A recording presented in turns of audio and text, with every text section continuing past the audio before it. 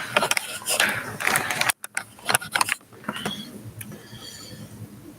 right. Second, we're going to get started here. Right there.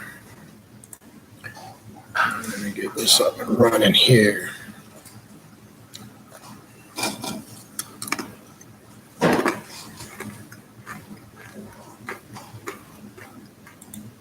All right, while we're waiting, I'm going to play a couple tracks by brother we had on the Hip Hop and Occult show last Friday, Maniac Mitchell. This is integrated, so go ahead, listen to this while we're waiting.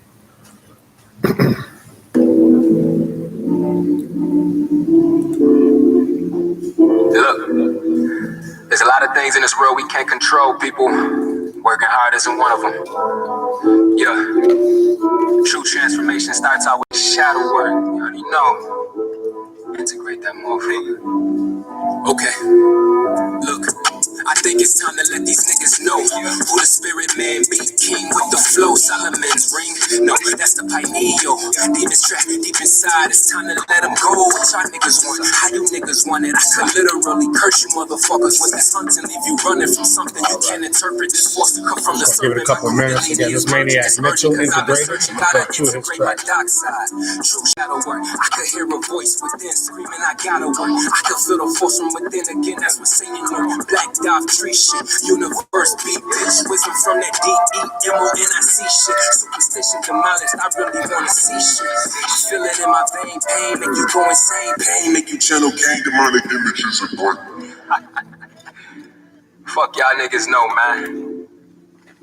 Y'all still spooky? Y'all still superstitious, huh? Y'all still looking outside yourself and constantly missing? Fucking dummies. Back where we left off. Wake up. I don't complain, my domain, dealing with some stranger things. Felt possession once before, look at what I done became. Yeah, my body repossessed. These monsters I embody inside of me is the test. Come on, why you scared of your own mind for, nigga? Why you scared of your own power? I sit and meditate while these niggas just hesitate, complain and contemplate while I conversate with the snake. I got a mission to fulfill, I know this shit is odd. I stopped looking outside of myself and found God. A true adversary, a real rebel. I'm done with these allegations, dummies, I'm not your devil. I'm dreaming of bigger things, I'm lucid in astral planes. I'm wicked and really strange, creating my own lane. You know the name, the game, never the same. I'm channeling all this pain and power I will obtain. Yeah. What's manifesting, people? What's your favorite fucking sorcerer? You already know. Keep doing your magic.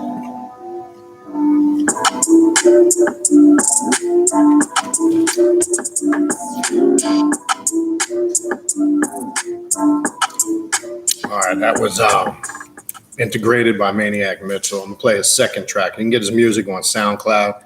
He was on our show last Friday night. So check out his music.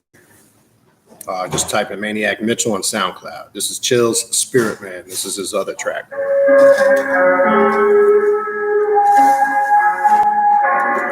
Integrate your shadow, the whispers. So listen closely. Yeah, look. Call me the spirit man, I'm really seeing entities and I hear a man. My daily ritual, habitual, ain't no fearing man. I'm clear everything, peep the NATO and hear it man. I got a big mission, a calling from the commission of fallen angels and demons, degrees and many angles I'm all in. When you challenging me, no, you challenging leagues of many beings that's lawless. The exorcists, they be crawling, they creeping north, and I'm so connected. Wait till autumn, I'm calling audibles automatic. That's really traumatic. I'm really cut from a fabric. Niggas can't imagine. I'm literally like the phoenix rising up from these ashes. Got the fucking universe in the palm of my hand. Spirit man, G.O.D., but they don't understand. I try to tell these little fucks, so I'm rapping again. If you're religious, fall back, bitch. I hope I offend. I don't pretend. Never did. I intend to win. I'm up against something intense. This be my revenge, be my intuition. Watch how I chef in this mental kitchen. That spiritual ammunition, no superstition. Embody my condition. Anonymous coalition, a psychic and a magician. It's limited edition. I'm spitting something new. I represent the 12th house. My angle of attack, it values every avenue. Yeah. 12th house, Pisces. That's my sun though. What my moon be? Scorpio is wicked and it's different what my mood be. I'm about to get stronger, mentally and physically, cause I'm possessed by spiritual hunger. No longer can I bear this rumbling stomach. No running, I just gotta stay humble, it's coming. I predict fam questioning what I'm becoming. Like I shouldn't reap what I sold in some shit. I'm just facing and fighting what I see in this mirror. My biggest enemy and challenge, gotta balance my terror. The slacking at any moment, suddenly you don't own it. Now you begging for help, crying, bitching and moaning. Should've seen the omen, should've seen you was chosen for token, but now you choking and roaming, fixing what's broken. I'm focused, no hokey pokey, hocus Play one pocus, more new track from allodosis. another artist This that is was on the show. full-fledged energy and Donald motion, James sent me nigga. something Ain't new it last week. evident? Black magic, this is heaven sent Something will from power next. from the highest tower and above. Straight from the core, head straight to the floor. Infinitely galore, I'm Omega and more. Metatron keeping score. Yeah, I'm one with the force. You feel it, now you want more. I'm really ready for war, way more than ever before. Gotta stack up the corpse like Predator carnivore. Kicking in locked doors, I'm not that kid from before. Shit, I embody every monster that you talk of in lore. Yeah, it's that magic shit. Conquer your chaos, keep doing your magic.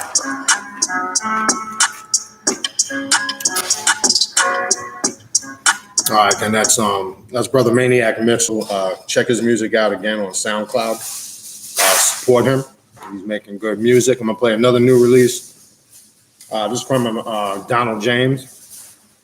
I played his music before. He was on the show a few weeks back. This one's called Knife Wounds Gateway.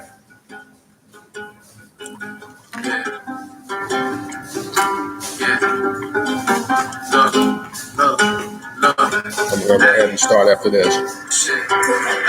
My back got 9 wounds. Night after night, I plan revenge. Success is about to. I've mastered how to kill with nothing but my pen tool. I had to die just to come back, and now I'm brand new. Now I'm brand new. My back got 9 wounds. Night after night, I plan revenge. Success is about to. I've mastered how to kill with nothing but my pen tool. I had to die just to come back, and now I'm brand new. Now I'm brand new. Fire in my soul, fire rising up. This is the heart of the dragon. Feeling the weight of my passion, living your energy up when I'm spazzing. I'm drowning inside of the madness. If I die, then I rise from the ashes. I'm drowning inside of the madness. If I die, then I rise from the ashes. Put a red carpet. The fame comes with a price. And my dollar slicing like a knife. Every time I ride, killing them on sight. And there's nothing when I get up in my bag, cause it's built in every track. So I hit the flow and I don't think about it. Then I come about it with the different kind of all of them fill up with the energy. That's really kind of understanding. Straight royalty when I'm speaking. This is a demonic beacon. Straight inferno when I'm speaking. Welcome to Inferno Legion. Straight inferno when I'm speaking. Welcome to Inferno Legion. They say revenge is a dish best served cold. So I'm sharpening up my weapons, waiting out the storm, knowing that when the moment strikes and I'll see the fade, I'll be there ready to take your motherfucking life. My back got 9 wounds. Night after night, I plan revenge. Success is about to. I mastered how to kill with nothing but my pen tool. I had to die just to come back, and now I'm brand new. Now I'm brand new. My back got 9 wounds. Night after night, I plan revenge. Success is about to. I mastered how to kill with nothing but my pen tool. I had to die just to come back, and now I'm brand new. Now I'm brand new. Straight royalty when I'm speaking.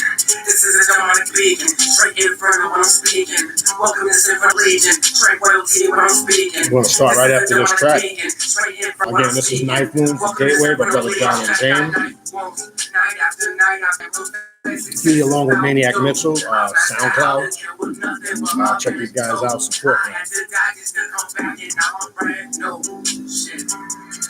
My back got 9 wounds. Night after night, I play with that success is about to. I mastered how to kill with nothing but my pen tool. I had to die just to come back, and now I'm brand new. Now I'm brand new. All right, all right. All right, I want to welcome everybody to the show. Just want to give everybody a few minutes to get here.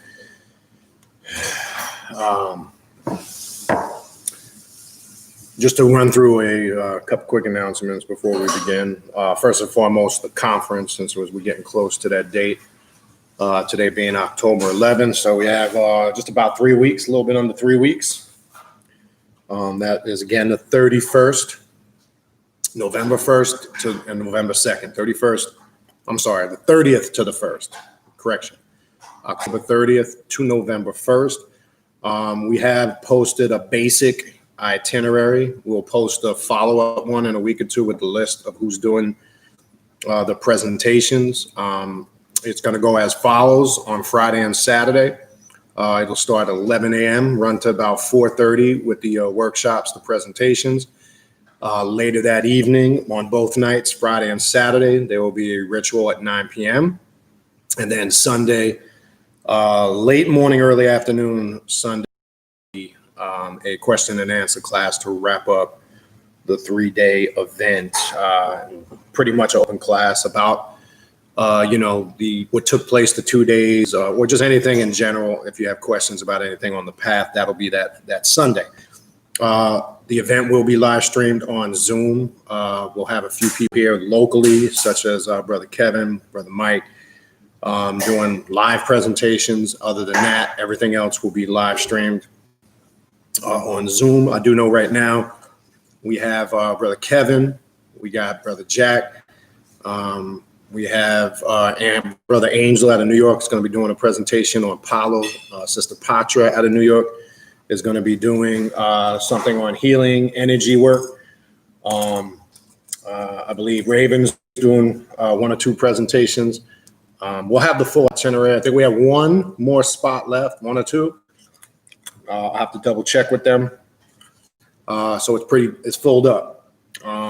We'll get that full itinerary out, like who's going when and what time. That we are getting that organized right now. The entire event for all 3 days is $75.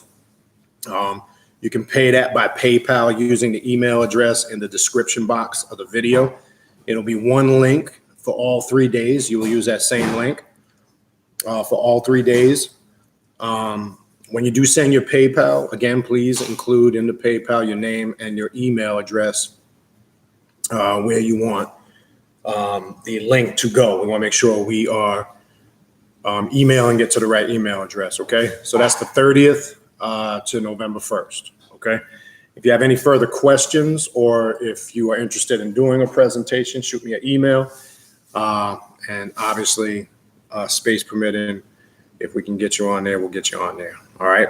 That's in reference to the conference, because I know people are emailing and asking about that. Again, that basic information is on the Instagram page, Primordial Chaos 9 Instagram. It's on the Primordial Chaos Facebook page. It is also on the YouTube community page right here. Okay. All right. Also, for those who were not able to make Patreon members, if you were not able to make the Patreon class yesterday, that class is archived and uploaded. You just need to go to the Patreon page, patreon.com/Beniti, BANITI. Just go to the original post, which I think was the 27th of September, if I'm not mistaken. You'll see the link. It's a private video archive link. If you were not able to make it there yesterday, that class was Black Mirror Magic, Gateways, the Astral Realm to the other side. It was a good class. So I would encourage you to check it out. If you're not, or you're not aware of the Patreon page, I encourage you to take a look, patreon.com/Beniti. There's 5 different tier levels on there. I'm sure you can find one that suits your needs. Tier 5 is a mentorship program. You'll see that Tier 5 Red Magus mentorship. But again, as I have said many times before, that is a commitment. Make sure if you are interested in signing up for that, it is a commitment. I don't want to waste your time, and I don't want you to waste my time. Definitely check it out if you're looking to take it to that next notch on this path. As far as you're learning, you're studying and applying your magic, then that's kind of the program you want to look into. So all those tiers you can take a look at. Again, it's patreon.com/Beniti. If you are interested also in I've also put that, you can see it in the description box, everything I'm telling you, a spiritual reading, a clepothic reading, which there are several different kinds, a reading with Santa Muerte and the Holy Death, or a shadow reading, or just a spiritual consultation. You can shoot me an email. Let me know the days and times you're available. And also, I need to know the time zone you live in. That's very important for when we're setting up an appointment. And then I will get back with you with all the information. Again, email address is in the description box if you need to reach out to me and contact me. All right. Also, don't forget to subscribe to the channel. And again, as I said, I know people email me. They don't get notifications when it goes live.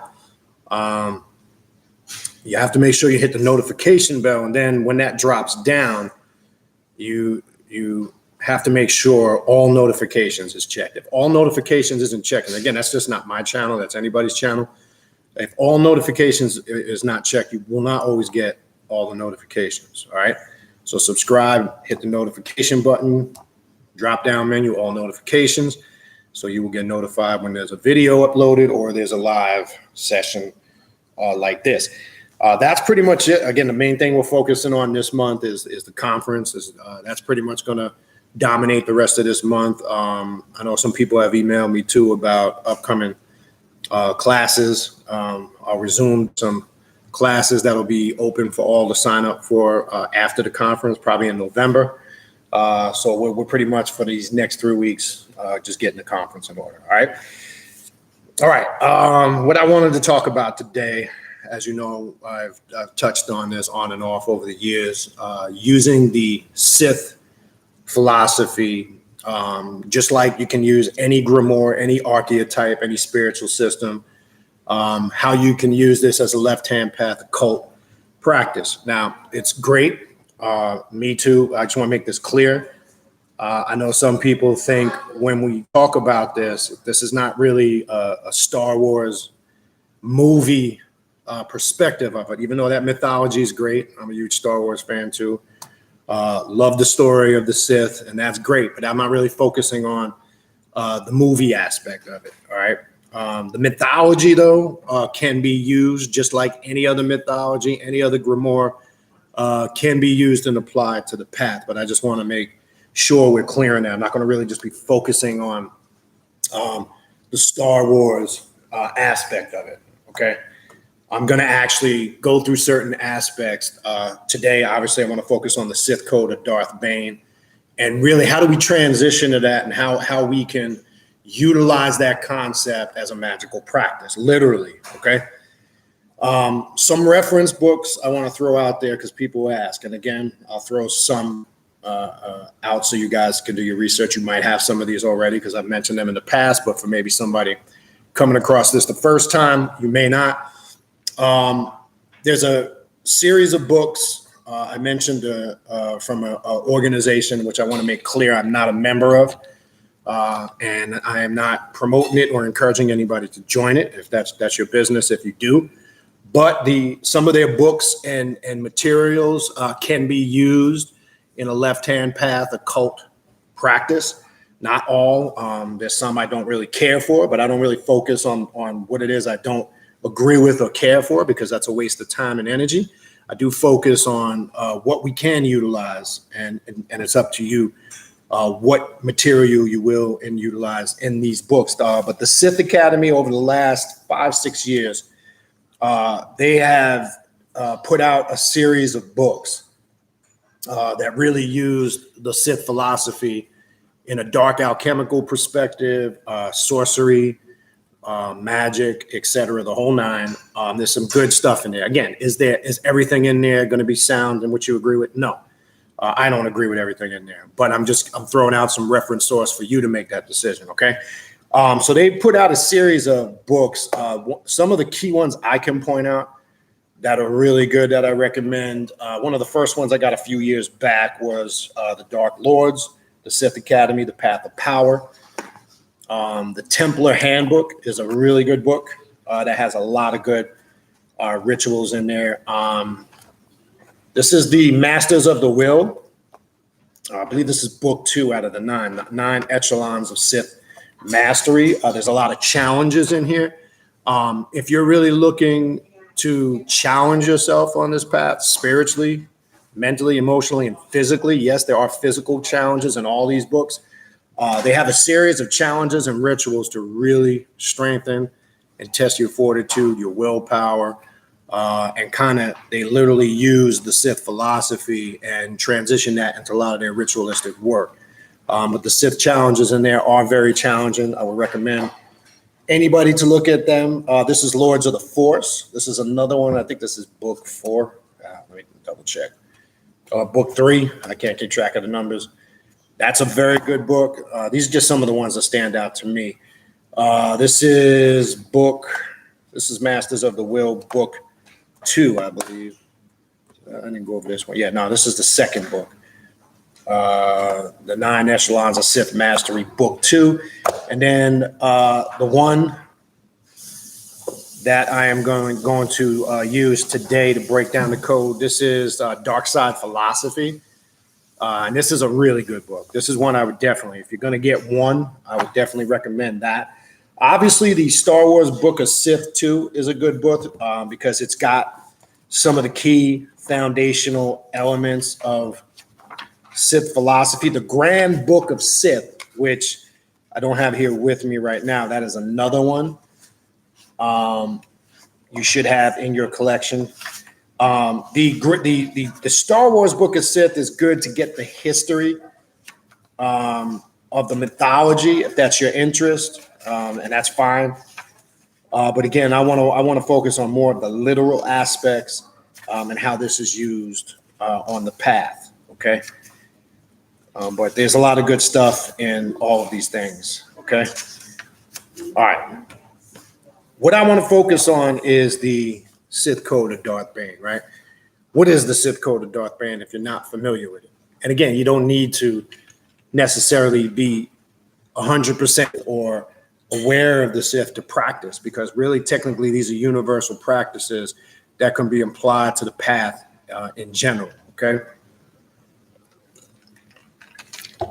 Well, this is the actual code. The Sith Code was a mantra that encapsulated the philosophy of the legendary Sith of the galaxy far, far away. Darth Bane, founder of the Rule of Two, credits the code with transforming him into a Sith Lord. And the Sith Code is: peace is a lie. There is only passion. Through passion, I gain strength. Through strength, I gain power. Through power, I gain victory. Through victory, my chains are broken. The Force shall free me, right? So what we're going to use, we're going to break those down into segments. And what does this really mean? Yes, on the surface, it's not complicated to understand, but let's take it a step further so we can really understand this and apply this. So let's look at the first line. I'm going to take each line, break them down, and then I'm going to go into some other aspects of Sithism and how you can apply this in your everyday spiritual work, right? The first line, peace is a lie, there is only passion. This expresses the empirical fact that peace does not exist. We're seeing that right now, right? We're witnessing that right now every day on the news. Now, when they say peace does not exist, it's a lie, that there's only passion. This false concept that's promoted as peace through dogmas, philosophies, and religion is not real, because world civilizations, governments, and powers are built on passion. And sometimes that passion can transition into death, war, violence. It's not so much of the fact of focusing on this false illusionary concept of peace. It's about focusing on harmony. Now, is there personal or inner peace? Yes. I'm talking more about this fake group concept that's promoted in ideologies, philosophies, dogmas, and religions. It doesn't exist, okay? But it's spoon-fed to us through these outlets to create that illusion. Anybody being on this path, right? Passion, when we take that word now and break that down in the second part of the first line of this code, passion defines, dictates, and determines really how well you'll succeed at something, right? We hear the term, in order to be successful at something, you must have a passion for it. I don't care if that's sports, hobby, recreation, a skill, a profession, a trade, whatever it may be. The individual has to have an above average, not just an interest, right? Because like that's not passion. The interest is, oh yeah, it's cool, I'm interested in it. No, a passion goes above and beyond just an interest.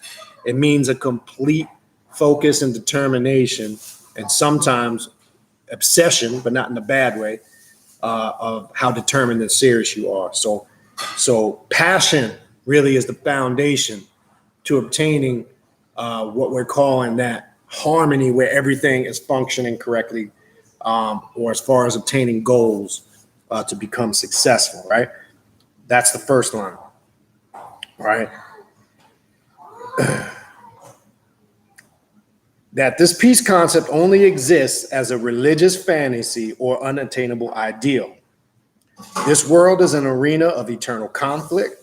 To be alive is to be in a state of war with nature, other beings, and yourself. To preach peace is to preach a lie, useful perhaps to pacify enemies you wish to conquer, but not to fool yourself. All right? This is fact, okay? Right? We're constantly, if we weren't, this is one part of this that I want to point out here and go back here. To be alive is to be in a state of war with nature, other beings, and yourself, right? What is shadow work? Shadow work is constantly battling aspects of yourself that you're trying to master. Fact, right? Nature, we see nature is changing. Either we change along with it or we get devoured by it. We see the weather changes, whether you want to talk about global warming, cataclysmic events. So we are always trying to stay at par with nature. And then obviously when it uses the term there, other beings, well, that's a constant. You're dealing on an everyday basis on all different levels, a professional level, a personal level, a business level, etc. So there's a battle going on there all the time. And this is fact. This is reality. So this whole peace and love shit is not real. Okay? It doesn't exist. All right. Then it goes on to say the second part of this stanza makes an even stronger claim that in a war, universe passion is all you have. This makes sense because the moment you lose your passion for life and no longer wish to fight for anything, in the moment you begin to die. That's important. So ask the average person, what is it that they're passionate about? What is it that they're doing that they feel, quote unquote, makes a difference, first and foremost within themselves, and then how that reflects on the others? So everybody should be asking themselves that. What do they have a passion for? Or do you have a passion, we should say?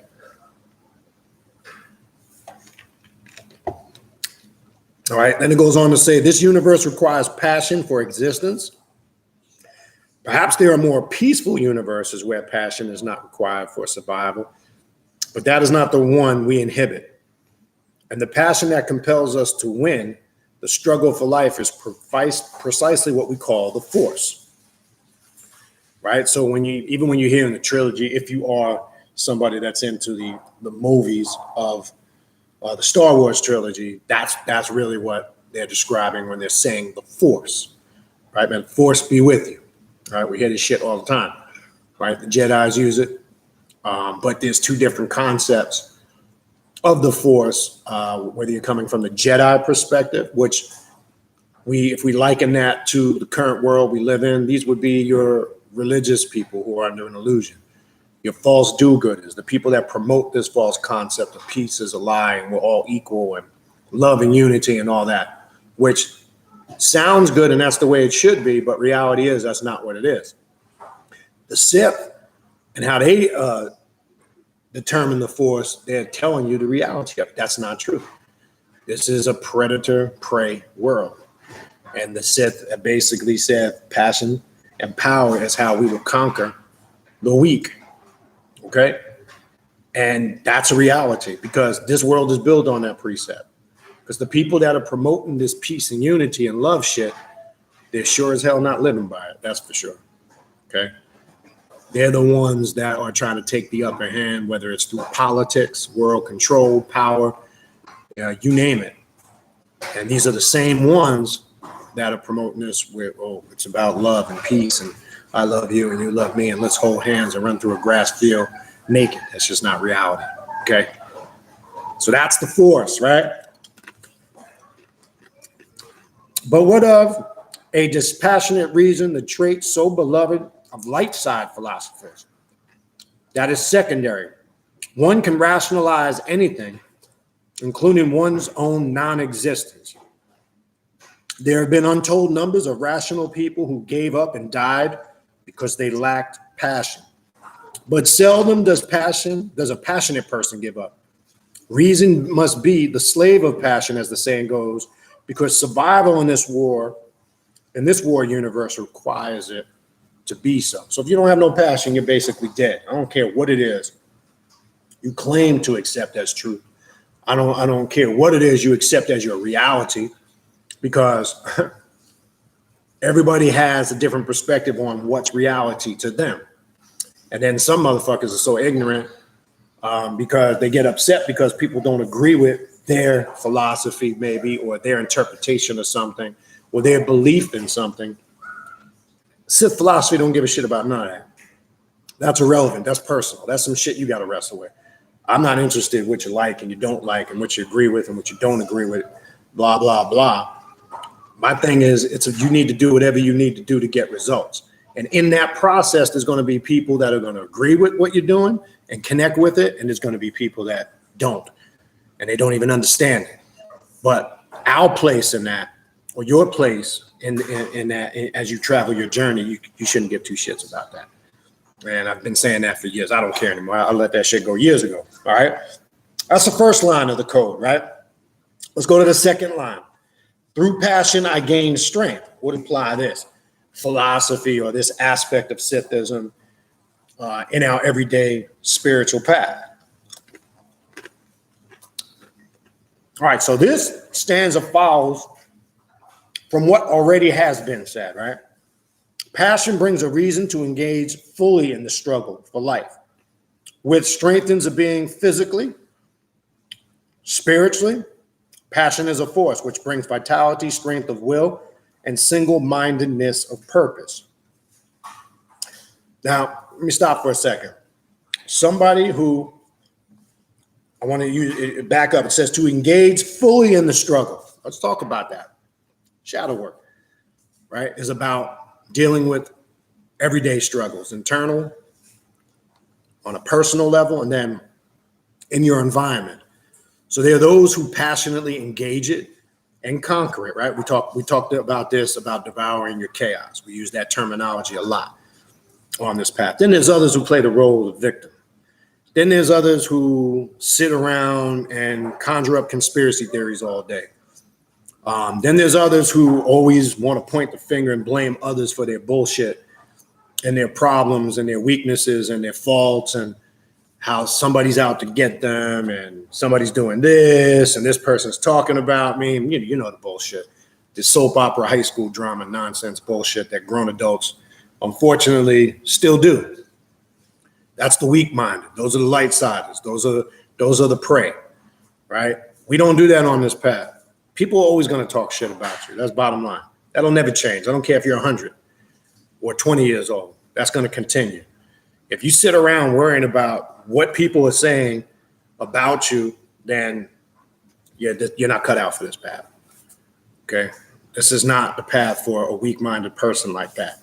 So we don't run from the struggle. We don't run from problems, as difficult as they may come and challenging as they may be sometimes, and they will test your fortitude and your willpower, no doubt. I don't care if it's economic struggles, financially, economically, personal, family, all of that stuff is going to happen. That's a gimme. It's not a matter of will it happen. It's a matter of how you're going to deal with it. Are you going to deal with it correctly all the time? No. Are you going to make mistakes? Most definitely. But it's how you engage and battle the struggle and move forward. That's what somebody who applies the philosophy of this code does. Okay. Whereas the light sider plays the role of the victim. Okay. So it's important to understand that. All right. Passion is a force which brings vitality, strength of will, and single-mindedness of purpose. It wells up from the unconscious mind, which is the seat of your power as a Sith. It guides your conscious mind and infuses your whole being with energy. Other things being equal, a being with greater passion for the struggle, rooted in an unconscious source, will prevail over beings who lack such passion. So the one who plays the role of the victim has no passion because they don't have the energy to conjure up the passion because, again, they're sitting around playing, oh, somebody's out to get me. Oh, somebody's talking about me. Oh, this person doesn't like me. Oh, I don't know what I did to this person that they're so mean to me. Who gives two shits? How old are you? Grow up. Okay? That's for kids in elementary school, middle school, and high school. Adults shouldn't be sitting around talking about shit like that. They do. And unfortunately, I said that this shit will continue. They don't have the requirements or the power to go to that root seat in the unconscious mind, as I refer to here, and draw that power. All right? That's the second line. The third line, through strength, I gain power. It's going to piggyback off the other one. Well, if you can't conjure up the passion, how are you going to have the strength, right? So let's talk a little bit about that.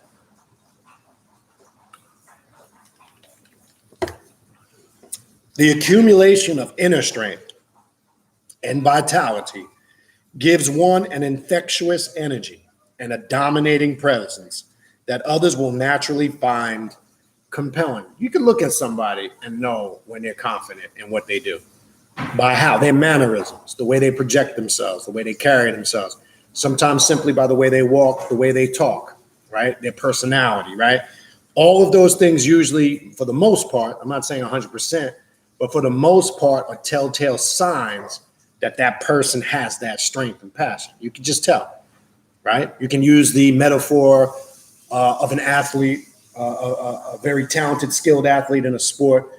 When he's good, he or she is good by the way they carry themselves, by the way they perform. You see the confidence and the power that they have, right? You will find that the whole world seems to bend magically to your will and unconscious mind. This ability to compel others and shape your reality brings power, for that is what power is. And this is why we say sometimes shit just happens for some people and they don't really do much, right? We say this all the time. And then why is it people, maybe because they're too nice and people mistake their kindness for weakness, they tend to get screwed over all the time, right? And then we see other people, we say, man, how's that person, why does it come so easy for him or her? Well, this is what it's talking about. They're able to tap into their passion and their power and enforce their will. Is that not one of the foundational aspects of greater black magic, to enforce your will upon a situation for the beneficial outcome for a personal objective? Is that not what the core foundation of greater black magic is? Of course it is. So this really in the Sith code, and this is why I wanted to kind of go through it.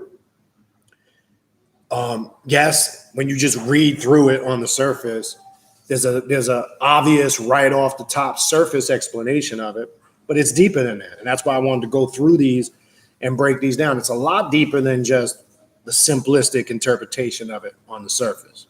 I want to break this down in layers and how you can apply this. Very important, okay? All right, the next line. Through power, I gain victory.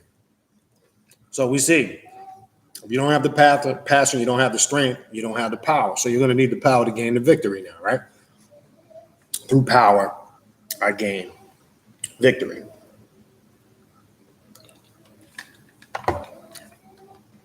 The ability to compel others brings victories for obvious reasons. A general of an army conquers when he has the allegiance of his men. An athlete becomes a champion when his body has been brought to its peak of power. A politician defeats his enemy when he wields dominating power over the minds of other men and thus defeats them. And that's basically what a political debate is, right? We're approaching election day soon. You're witnessing this now. Now, Unfortunately, you got two political minds up there that are kind of suspect and a little bit scary. One probably a little more wackier than the other, but that's basically what you're witnessing. One not only trying to enforce his mind and willpower over the other, but he's also got to convince the masses that's watching to believe the same, right?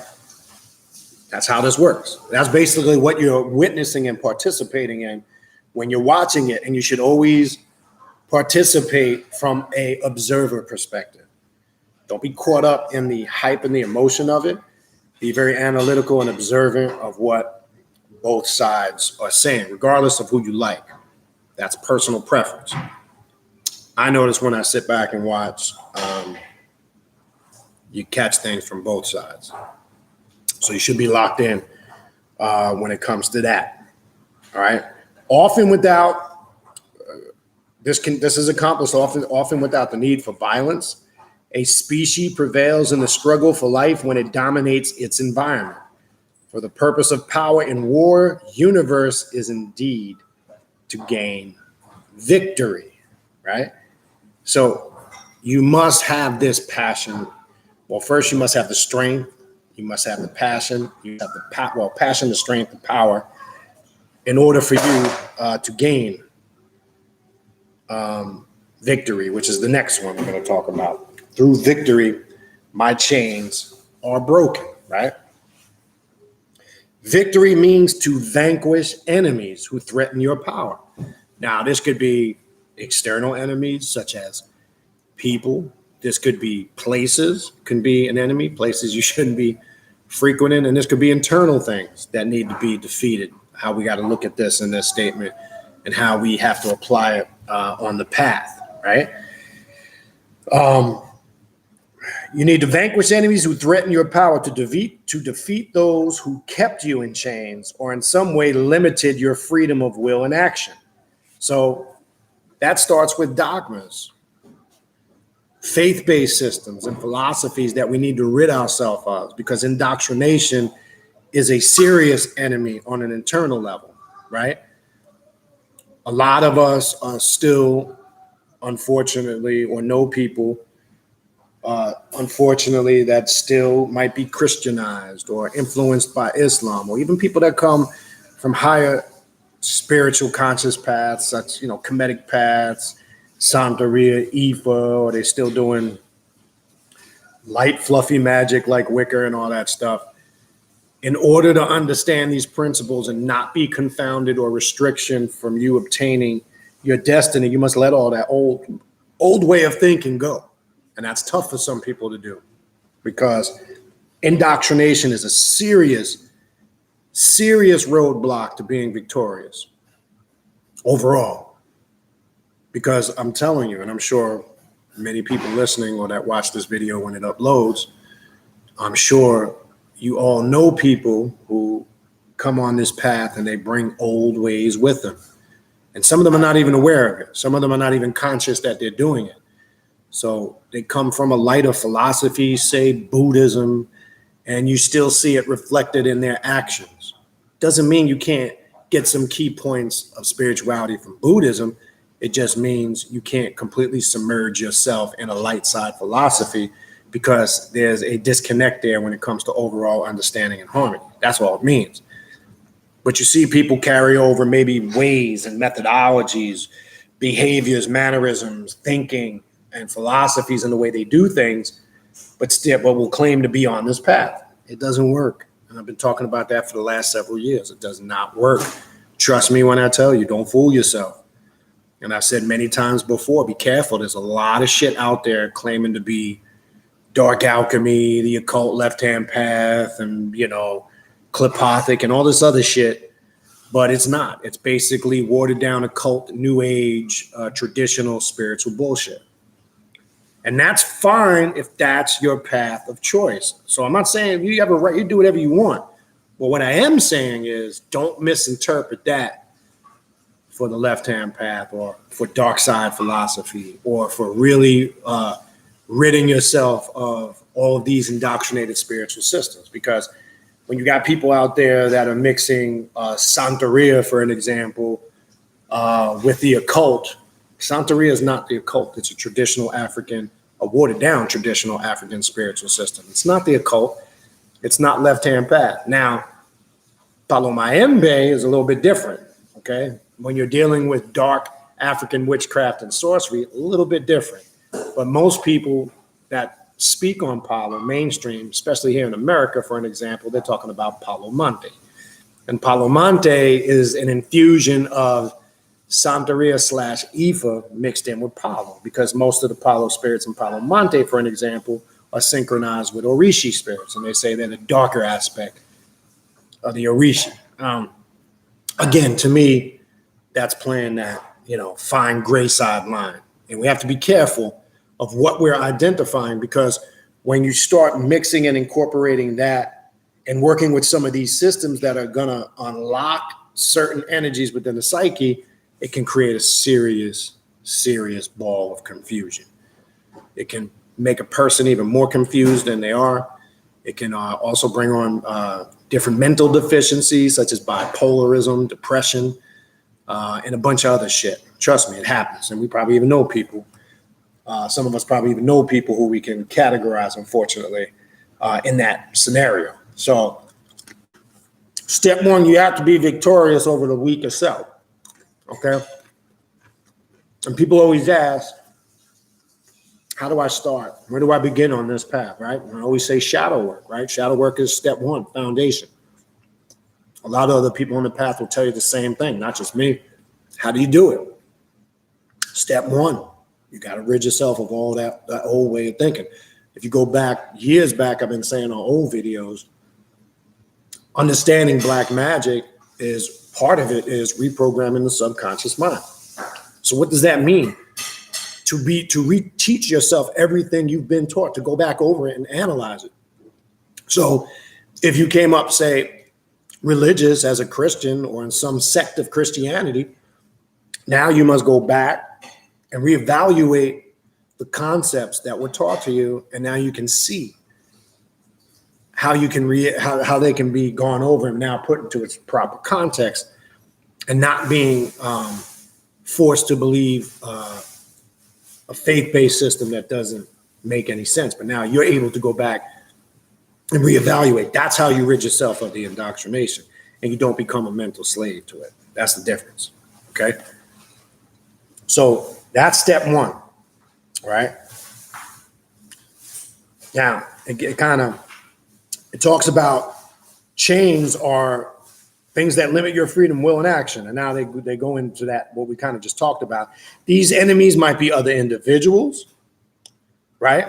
So let's go through them step by step. Step one, always analyze your environment if you're really trying to walk this path. So your social circles, type of people you affiliate with, the type of people you associate and hang out with, right? I've mentioned this many times before in the past. One thing my mother would say to me years ago, you are the company you keep, right? Say it again. You are the company you keep. If you're hanging out with derelicts, lowlifes, losers, and unsuccessful people, guess what's going to happen to you? And you can say, oh, no, I'm not like that. It doesn't matter. That energy becomes infectious, and it will influence you subconsciously that you're not aware of, and you will become the company you keep. So analyze the individuals you hang out with. That's one of the steps in breaking your chains to obtain victory, right? Nations, right? This could be, sometimes it doesn't mean don't be proud of your ethnicity or your culture, but sometimes we can be restricted by a religious system through a tradition or ethnicity or a culture we're raised up in. So sometimes in certain ethnicities, religion and culture are linked very close together. So you need to analyze that. Is that holding me back? Is there still trauma on the subconscious mind that is preventing me from moving past that? That is a serious chain that people struggle with, some more than others, depending on your upbringing, your raising, the social climate you were brought up in. And again, ethnicity has a lot to do with it, because some ethnicities hang on strongly to traditions, right? And usually some of those traditions are intertwined with their religion. So this is important because sometimes all these things are connected and create struggles and chains, right? Social systems, we kind of just went through that, all right? So all of these things, even the education system can be indoctrinating. You think about it really from, preschool, kindergarten through your senior year in high school. And then if you continue to stay in the education system, college and universities, you do what you need to do because in order to change the system, you have to be up in the system, right? But know what you're learning. And know you're going to a university, but they ain't teaching you shit about the universe. So you need to be aware of that because all of that plays a role in an effect of these change and struggles that they're talking about, right? But then it goes on to say, by defeating them through struggle, you not only break the grip of their control mechanism, but you send a message to them and to yourself that you are no longer subject to their wills and thus win a battle in the most important war of all. Here's the most important war of all. The war against self-limitation. Let me say it again. What's the most important war? The war against self-limitation. Okay? That's it right there. I don't even think there's anything really you could add to that. And you're going to find out as you journey through life, regardless of what spiritual system you adhere to, your greatest ally is yourself and your greatest enemy is yourself. And that's the war and the struggle that people 9 out of 10 times, unfortunately, don't win because they spend their whole life thinking it's an external battle. They spend their whole life chasing external ideologies. They spend their whole life looking for answers and the truth outside of themselves, and they never find them. Okay? They just get philosophies and faiths and dogmas and belief systems that can't be proven, and they're not real. And they'll live their whole existence physically like their parents and grandparents and great-great-grandparents before them were told, and they just passed it on down to us and never see it come to fruition. And we can use, for an example, Jesus' returning story in Christianity, right? And saying he's coming, right? Your parents were told that. Their grandparents were told that. Their great-grandparents were told that. Listen, people, Jesus said in the Bible, after he ascended to the Father after the crucifixion, I am leaving, I'll be back soon. I don't know about you, but we're over 2,000 years in the game. That's not soon, bro. Okay. Or is this a story that's been passed down for generations to keep people at bay? Because those ideologies promote failure. It's a loser mentality. What do I mean by that? Well, real simple. Don't worry about the struggle here. It's okay if you're not successful. It's okay if you're pissed, broke, and poor. It's okay if you don't have anything, but don't worry about it. When you leave, there's some great pie in the sky waiting for you. That's cool if that's what you accept. But there's some people who don't want to wait for that moment, right? That's what the Sith code is about. I'm not going to wait for that moment, okay? I'm going to seize the moment now, okay? Because think about this. And when you ask a religious person that, they never give you a clear-cut answer. What if they find out that none of that's true? And they really don't know because they're operating on faith alone. They really can't validate any of it because it's faith-based. And that's a whole nother story and a whole nother class. But my point is, when you ask them, well, what if you find out at that moment that none of it was real? Oh, the only answer is, I know it's real. You know it's real based on your own personal faith. I didn't ask that. But factually, none of it can be proven. And have certain individuals, whether we talk about the Nicene Council, whether we talk about the men that compiled these books, because remember, the Nicene Council decided which books to leave out and which books to keep in. And there's even quotes from those councils where they said the greatest weapon and tool to keep the masses controlled is religion. So they took out some of the lost gospels of St. Thomas, Gospel of Barnabas, right? When you're talking about the Dead Sea Scrolls that were found in the Qumran caves in Syria, they made sure they seized that. Not all those books are in the Bible. Why? Because there's other writings that are going to contradict the main shit that we've been spoon-fed. I'm just using that as an example to show you how through dogma and religion is power, right? And this has been a tool that's been used on us for many years to keep us controlled, to keep us at bay, to keep us subservient, to keep us constantly serving some spook spirit for us that we can't prove exists. And I'm not talking about personal. I don't give a shit if you accept that personally. And really, you can't prove any of it's real without using one of the holy books. Prove to me the shit is real without using any quoting some shit you're interpreting from one of them books. It's a waste of time. If that's your path, that's fine. But if there's other people that have gone a different route, can't get mad at them. People are tired of the okie dokie. They're tired of the bullshit. They're tired of the lies, and they're tired of the loser, poor person's mentality. And I'm not talking about just financially. I'm also talking about spiritually, knowledge-wise.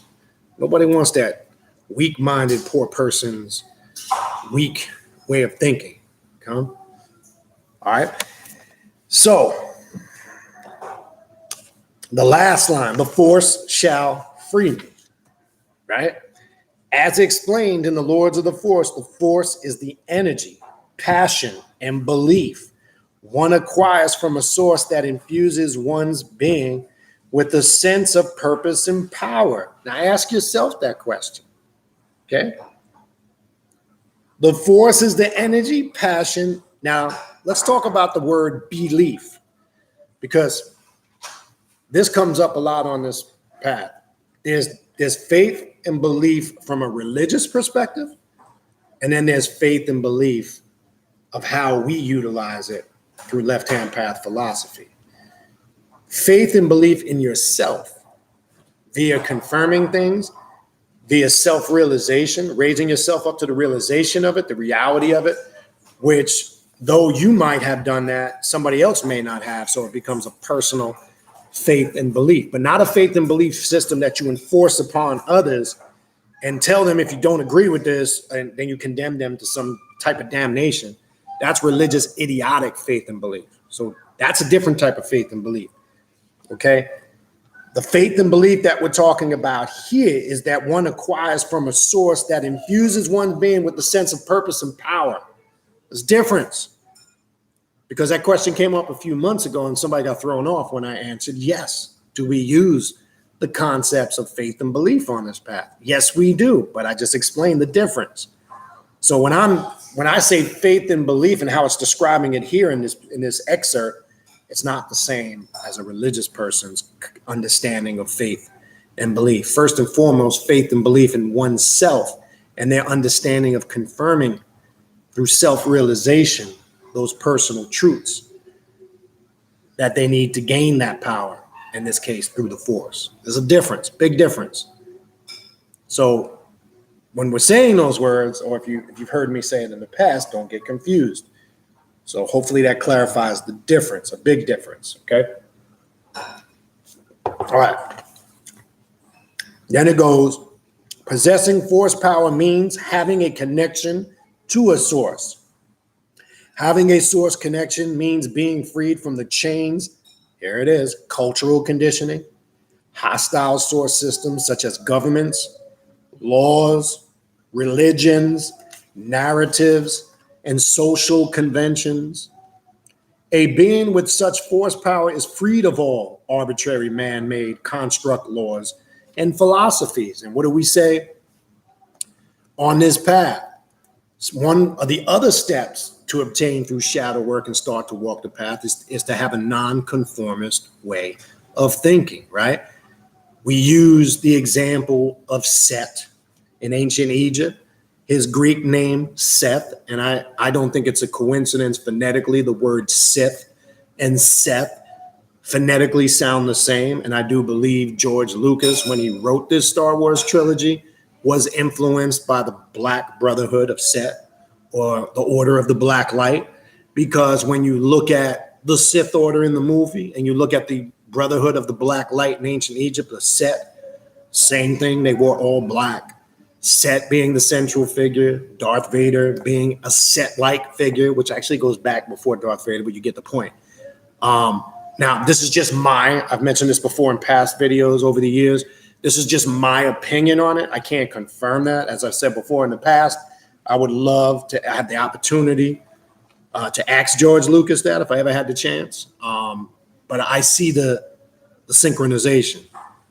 And I don't think it's a coincidence that word Sith and Seth are so closely linked together, and that this Darth Vader character is one of the masks of the adversary, whether we call him Lucifer, Satan, Sotuk, or Set, or Seth.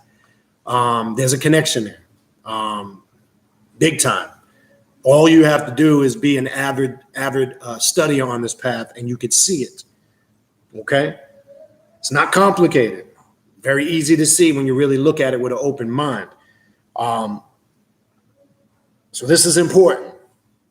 Okay? We must rid ourselves of arbitrary, man-made construct laws and philosophies. All right? Because once you are in a mindset where you're non-conformist, meaning you don't just agree with shit to agree with shit, right? And if there's something you don't agree with, you are not afraid to voice that opinion and express it. You stand on something. What's that old adage? If you don't stand for something, you stand for nothing. Then we have people that are too fucking liberal and they want to please everybody. You can't please everybody, okay? You're going to have to take a stance on something. I don't care what it is. And right now with all these social topics out there, people are afraid to speak on whatever it may be, issues, social issues, etc. And if you have an opinion opposite of mainstream, you're ostracized for it. Okay? So that stuff has to be eliminated, right? He need only to follow the dictates of his source to begin building his empire anew, no matter where in this war universe he may find himself. This is what it means to find true freedom. In the Force as a Dark Lord of the Sith, right? Everybody is fighting their own universal war, is what this is saying. Okay? Everybody is fighting their own personal war. Everybody has created their own personal demons. Everybody has created their own reality as far as from a very young age as a child through their dreams and imaginations to the very present moment. Through their experience in that upbringing and what they went through is going to determine what war you're fighting in your universe. And how you tap into your source to overcome that is a personal journey. And that's the difference between this path and other paths. That's the ultimate or the true freedom, as it mentions, as a Dark Lord of the Force, right? So that completes. I'm going to go to a couple more things and then I'll go to the chat on the last part and I'll look at your comments and questions. So be patient. I'll get there. That in essence is the breakdown of the Sith code. Okay. Again, passion is a lie. I'm sorry, peace is a lie, not passion. Correct that. Peace is a lie. There is only passion. Through passion, I gain strength. Through strength, I gain power. Through power, I gain victory. Through victory, my chains are broken. The Force shall free me. And the breakdown of this, again, is in Sith Academy, Dark Side Philosophy, the Dark Lords. This is book 4. Okay. Again, I'm trying to present the Sith philosophy to you, how you can literally use it in your own personal spiritual system on the left-hand path or the occult. Again, the mythology of the Star Wars trilogy is great. I'm into all that, but I don't want to just focus on the entertainment aspect of it. This grimoire or this whole Sith philosophy can be used as an archetype, literally, and worked as a path. It's no different when you take the Necronomicon of H.P. Lovecraft. It's no different when you take the Call of Cthulhu, okay? These can be literally used as grimoires to work your path. You can bring it to life by how you work with it and tap into it, okay? The last thing I want to go through for time's sake,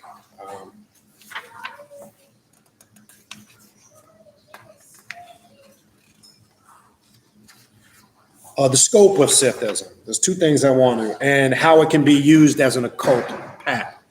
Kind of just want to run through these two things, and it's coming again from the dark side philosophy. Because now that we've talked about one of the main foundation, hold on 1 second. Give me 1 sec.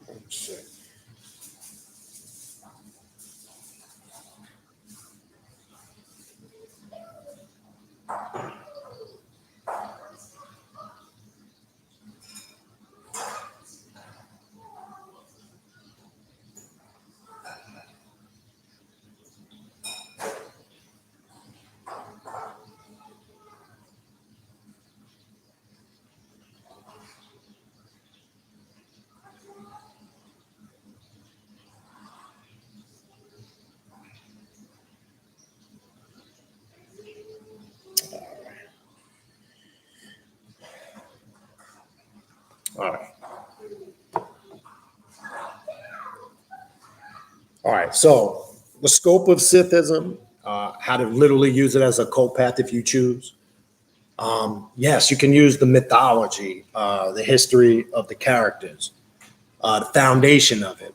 Now, technically, what the book doesn't talk about that I want to reiterate, because when you go into the mythology and the story, okay, and I want to make sure I get the name right. Hold on.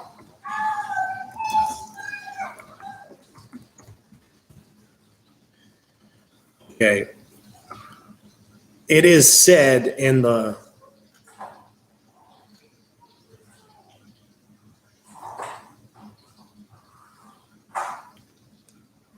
where is it? Hold on 1 second.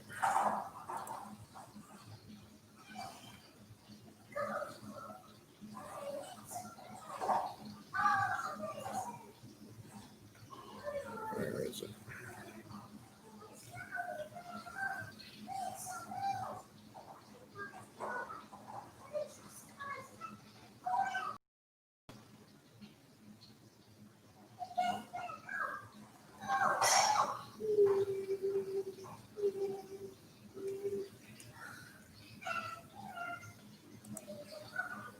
Hold on, pull something up here just so I have that.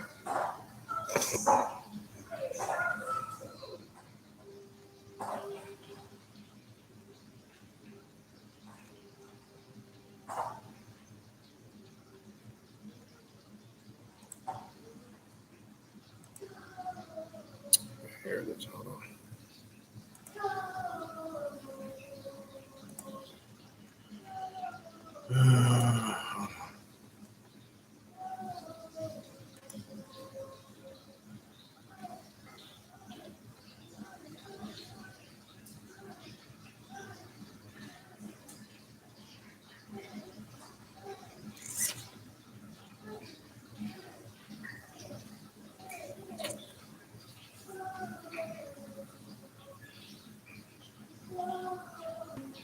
Trying to get the name, I'll find it.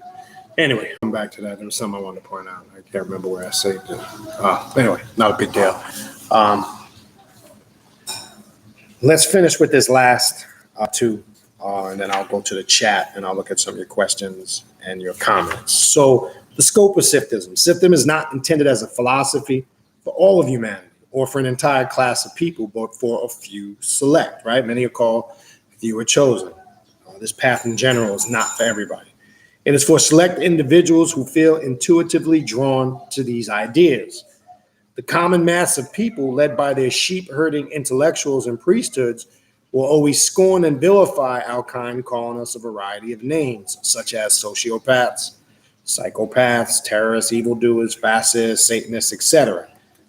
They have developed entire paradigms of thought customs and laws to prevent our kind from having significant influence over the minds of their flock or wielding power over their society. So again, you're always going to be ostracized when you go against the norm or you accept things that are not in line with what mainstream has dictated is correct.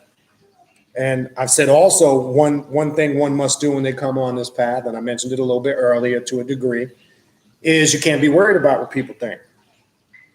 You just conduct yourself professionally, and by your example, whether people like you, love you, or hate you, they may not agree with what you do, but they'll have to respect you because you conduct yourself a certain way, right? That's the facts.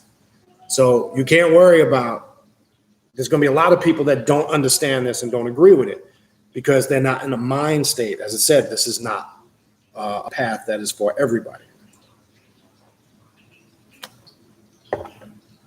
It is not for such mundane or light side beings that we write, or nor to whom we appeal for our acolytes. We appeal to the exceptional, the unusual, the ingenious, and the non-mundane. Those who, for whatever reason, find the basic assumptions of light side philosophy dubious, ridiculous, or repugnant. And I would think that's why a lot of us left those previous paths, because we felt like there was more. There was a lot more questions that needed to be answered.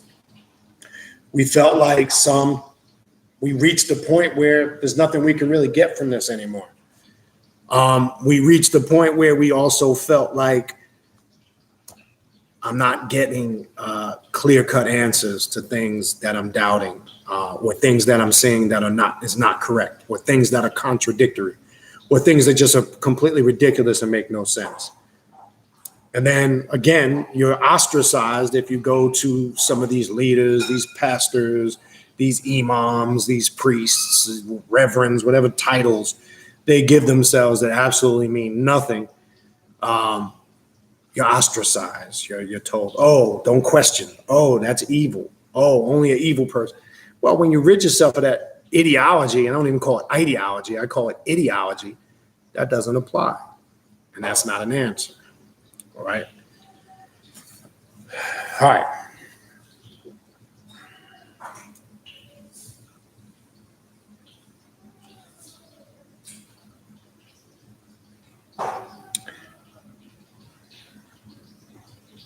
Sithism does not claim to have discovered the objective truth, to have the solution to its problems, to be humanity's salvation, to be a means of improving the world or liberating mankind. The value of Sithism lies within the minds and the lives of select individuals who will pursue it as a path to personal liberation, empowerment, expression, greatness, and meaning. Sithism could be compared to an artistic or spiritual lineage more than a philosophical one. Those who take up the black robes of our order are expected to use their minds as weapons and tools of art, with which they paint awesome and terrible works upon the pages of history. A Sith philosopher of 10,000 years hence may be no closer to the truth than one of today. But he should be motivated by the same, or she in this case, same drive to greatness that drove our mythological forebears and which drives us to this day. So the scope of Sithism is, it literally is a path. It literally is a philosophy that one can literally apply to their path. And the scope of it depends upon how you, the practitioner, use it outside of, again, the Star Wars mythology. And again, the reason why I like to refer to this section in the book, Dark Side Philosophy, the aspects of Sithism, this is very in line with what we do. Okay? I mean, look, I'll run through all the books again before I'm over, and I would encourage, if this is a path for you, I would encourage you to research these books. Again, I don't agree with everything that the Sith Academy puts out, but that's not, I don't focus on what I don't agree with. I just study, absorb, assimilate what I do and can use. See, someone who plays the victim sits around, bitches and whines and complains about what they don't agree with. I won't hesitate to voice my opinion if somebody says some dumbass shit and forces you to accept it. I will have to speak on it. That's the only time I will address bullshit like that. But it's not worth my time and energy. Now, years ago when I was younger, yes. Because when you're younger, you're dumber. As you get older, despite your, feeling old, you get wiser. There is some truth to that. Well, for most people, not all, unfortunately, right? All right, in the last section I want to go through, it's kind of connected, the occult path and the path of inversion. They're kind of, and more than likely, I'm going to, at the conference, I'm going to do a whole Sith presentation. I'm going to cover wide aspects of Sith dark side philosophy. I'm going to go into some in-depth techniques. I'll talk about in that presentation that I'm going to do at the conference. I'm going to discuss challenges that you can do. I'll show you again the books for those that would like to try some of the challenges. I'll give you the book sources where you can do that. And I'm going to expound a little further on this at the conference. And this is kind of why I'm touching on it today, because this is kind of going to be a prelude to something I'll be doing at that event at the end of the month. All right. The occult path. So how is this occult? Well, what does the word occult mean? Let's establish that first. It's just a Greek word that means hidden. That's it. When someone says they practice the occult, they practice hidden information. Hidden from who? Hidden information that's basically hidden from the mainstream masses. But we have to be careful because, as I said earlier, not everything out there labeled occult is really occult. It's basically, some of it's watered down New Age bullshit, or watered down New Age bullshit mixed in with traditional nonsense. Combination of both. Very easy for someone who's really on the path. They can really easily identify what can really be classified as the occult. Doesn't take a brain surgeon to do that. Sithism is an occult path of knowledge. This means we do not seek to make all of our knowledge of the dark side widely known. And as I've said before, certain things in the dark, in the temple, stay in the temple, right? Remember, if you're really on this path, and I talk to people and I say, have you been giving your name? There's two names. There's the name you're known by, and there's the name you're given in the darkness. I don't care about, if I don't know you in the dark inside the temple, then that's not really who you are. So people select names. They take on spiritual names that they voluntarily select. I am Raw, Ank, Fat, whatever fuck names they give themselves. That's your bullshit name. Your magical name or your given name in the darkness is the real you. Okay? And that name contains mystical and magical and powerful aspects of who and what you are. And that name is only known in the dark amongst those in the dark. So this is not about everybody knowing everything, okay? Because that is both impossible and undesirable. Impossible because much of the novel we speak of cannot be understood by ordinary individuals who have not undergone an initiatory process to change their consciousness and transform their being into vessels of power, not mere intellectual exponents of a philosophy. And that's what I mean when I've been saying for years, people walk around with book knowledge. They read a lot of books and they quote a lot of shit and they sound good, they sound heavy, they sound deep, and they think they know everything. But there comes a point where when you're in the dark inside the temple, in the chamber with your fellow dark magicians, there's no books there no more. And you might be called upon to perform a demonstration of black magic. No books, no nothing. You get my point. That's your goal. I know for those, and some of you know, some of you don't. When we do work down here over the years inside the temple, you know what goes on.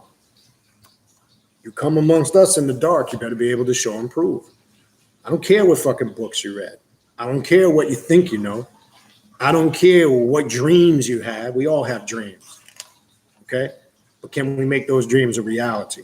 You better be able to manifest, show, and prove. If you can't do it, then you basically are an individual walking around with a lot of book knowledge, which basically is pointless, because if you have all that book knowledge in here, but you can't apply it, then what good is it? You're basically a walking encyclopedia, a walking human computer that can regurgitate information. That doesn't impress me. I don't care. We all can do that now with technology. We all can do that now with Google and the internet. We all can do that now with finding. I mean, you can get shit books with digital books now in PDF. You can find old books like years ago before all this technology. People would kind of keep those old books hidden from people to make it look like they had knowledge that other people didn't have. Them days is over. Okay? The day of the conscious pimp is over. If you still belong to an organization where there's a ruler or some leader who is the tell-all be-all, and you have to be subservient to him, then you're a mental slave. You deserve to be bitched and taken advantage of. Okay? Day of the conscious pimp is over. If you still feel the need to belong to a Mickey Mouse club, then you're a weak-minded individual. I bow to nothing or no one. I take orders from nothing or no one but myself. That's where you need to be on this path. I don't follow no religions. I don't follow nobody that has a title. I don't give a fuck if it's reverend, pastor, imam, scholar, professor, doctor. It doesn't mean shit. Okay? Very important. All right. Almost done. Then I'm going to go to the chat. Let me finish this last section here. Okay.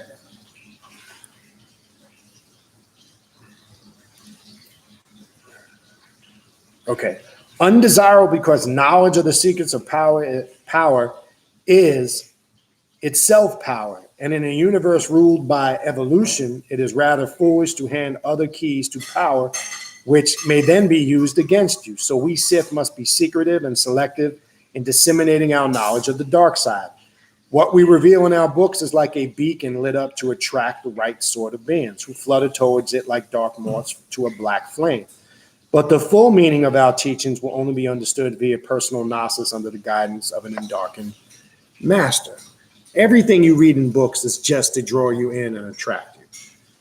Shit.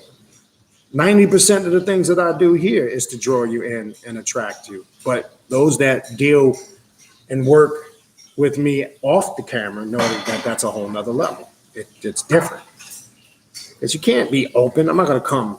You think I would come wide open on YouTube? And it's like the rule of two.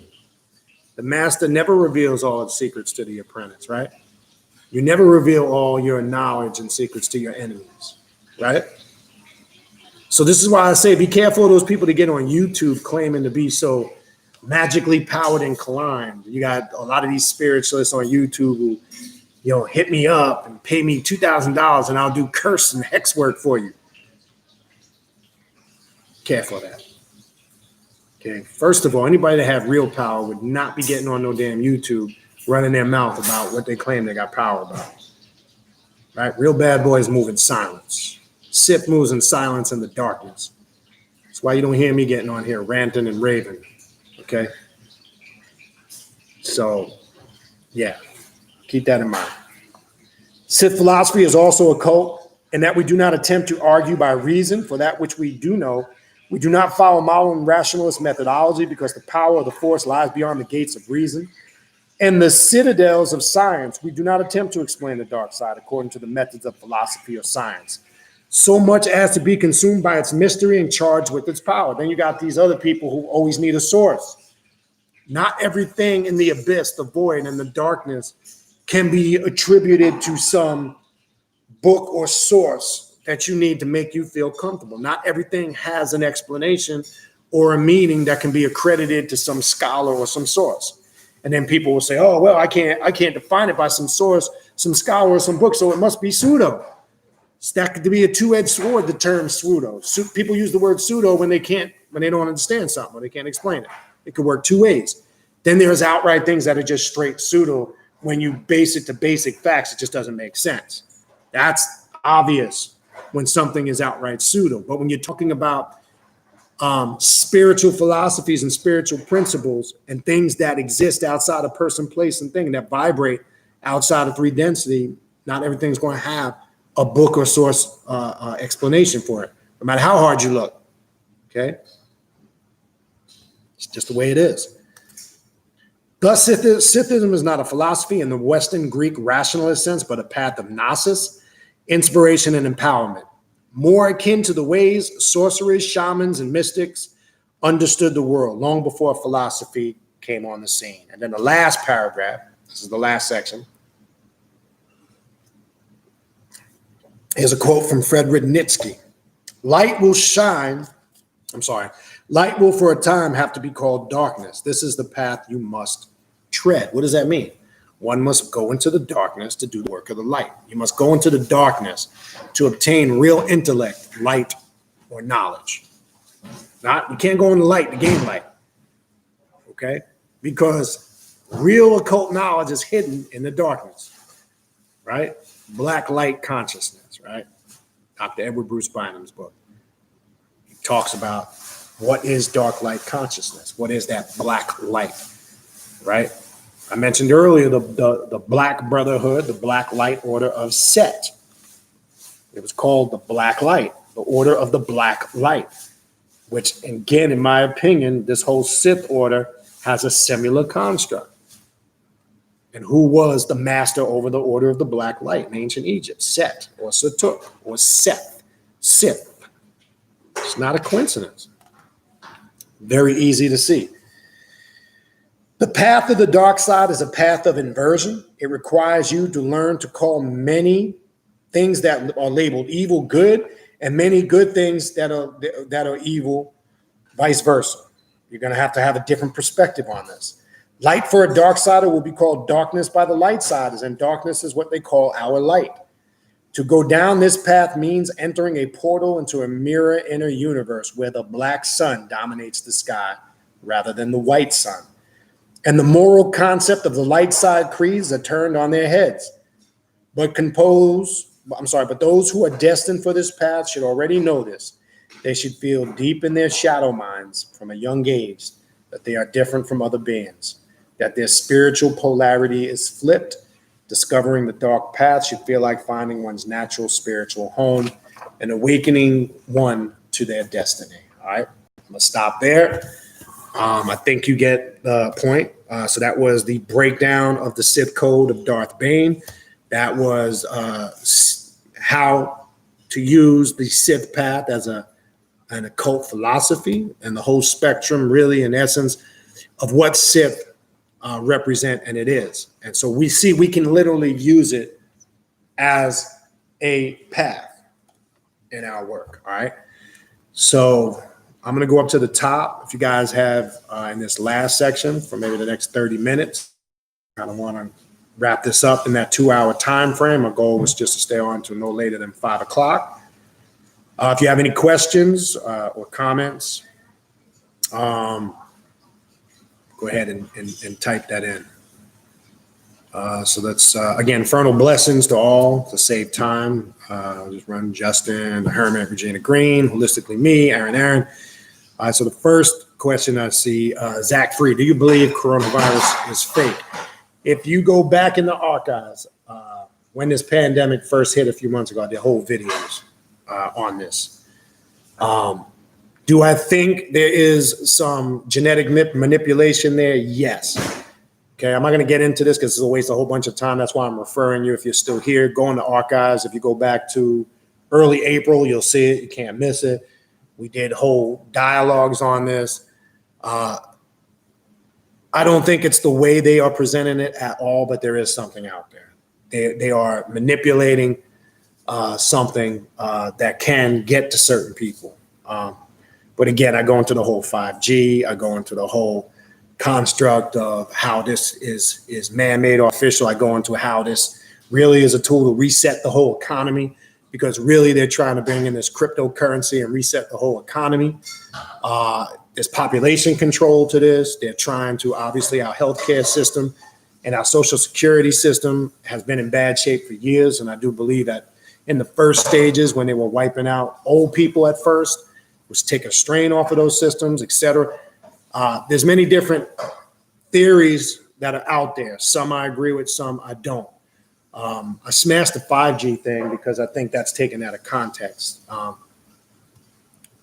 List goes on and on. But we see now, again, without staying on this too long, which is leading up to obviously this so-called upcoming election, how they're pushing and saying they're going to have millions of doses of vaccines by next month. So there's a lot of fishy shit going on. So I think there's definitely an agenda is the best thing I could say. Okay. What else we got?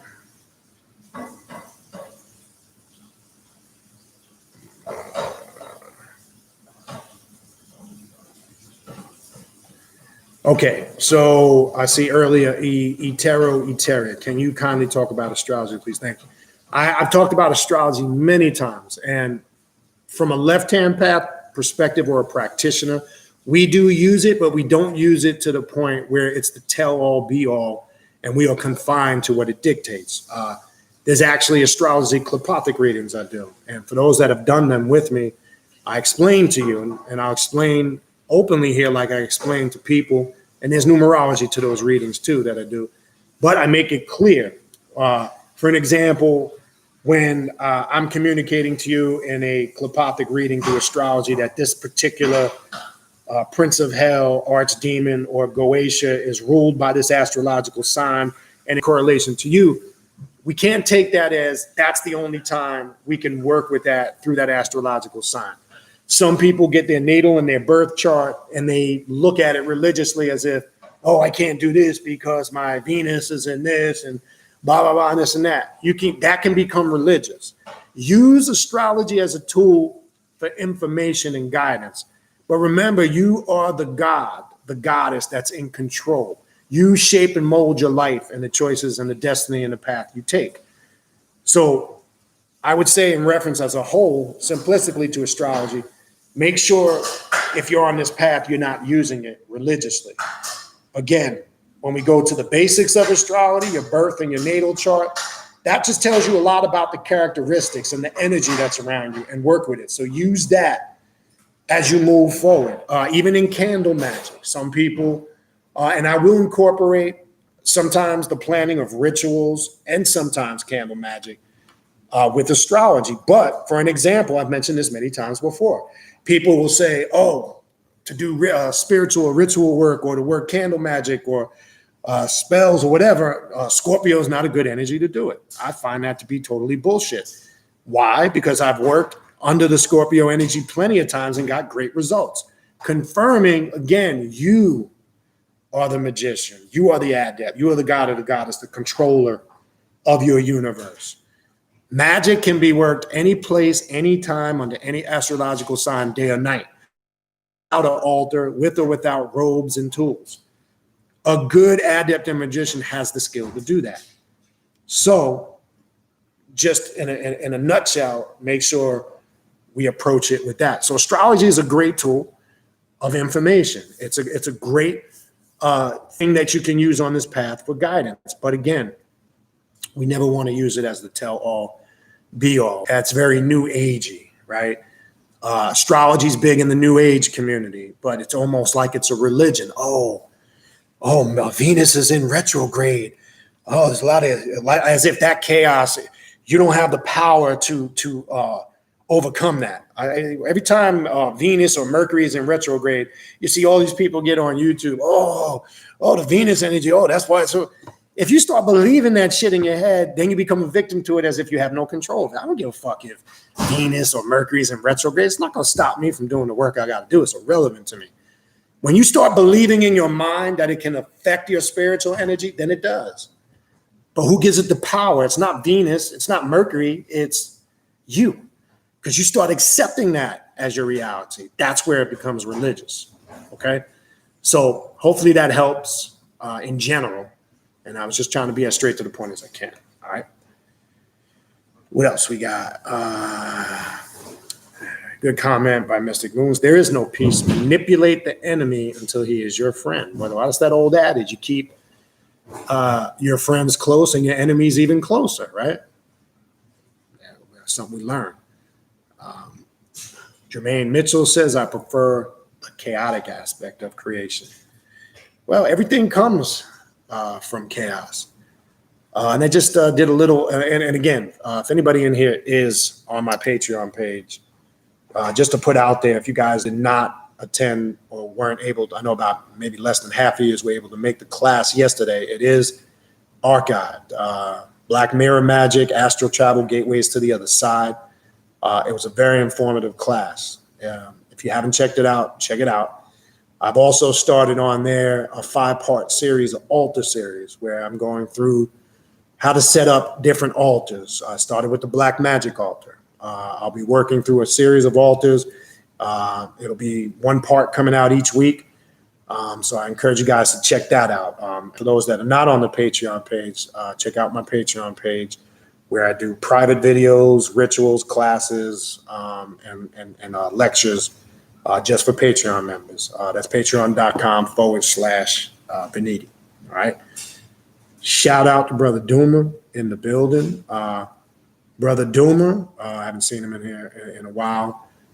You see him in the chat room as Duma Ken Rez.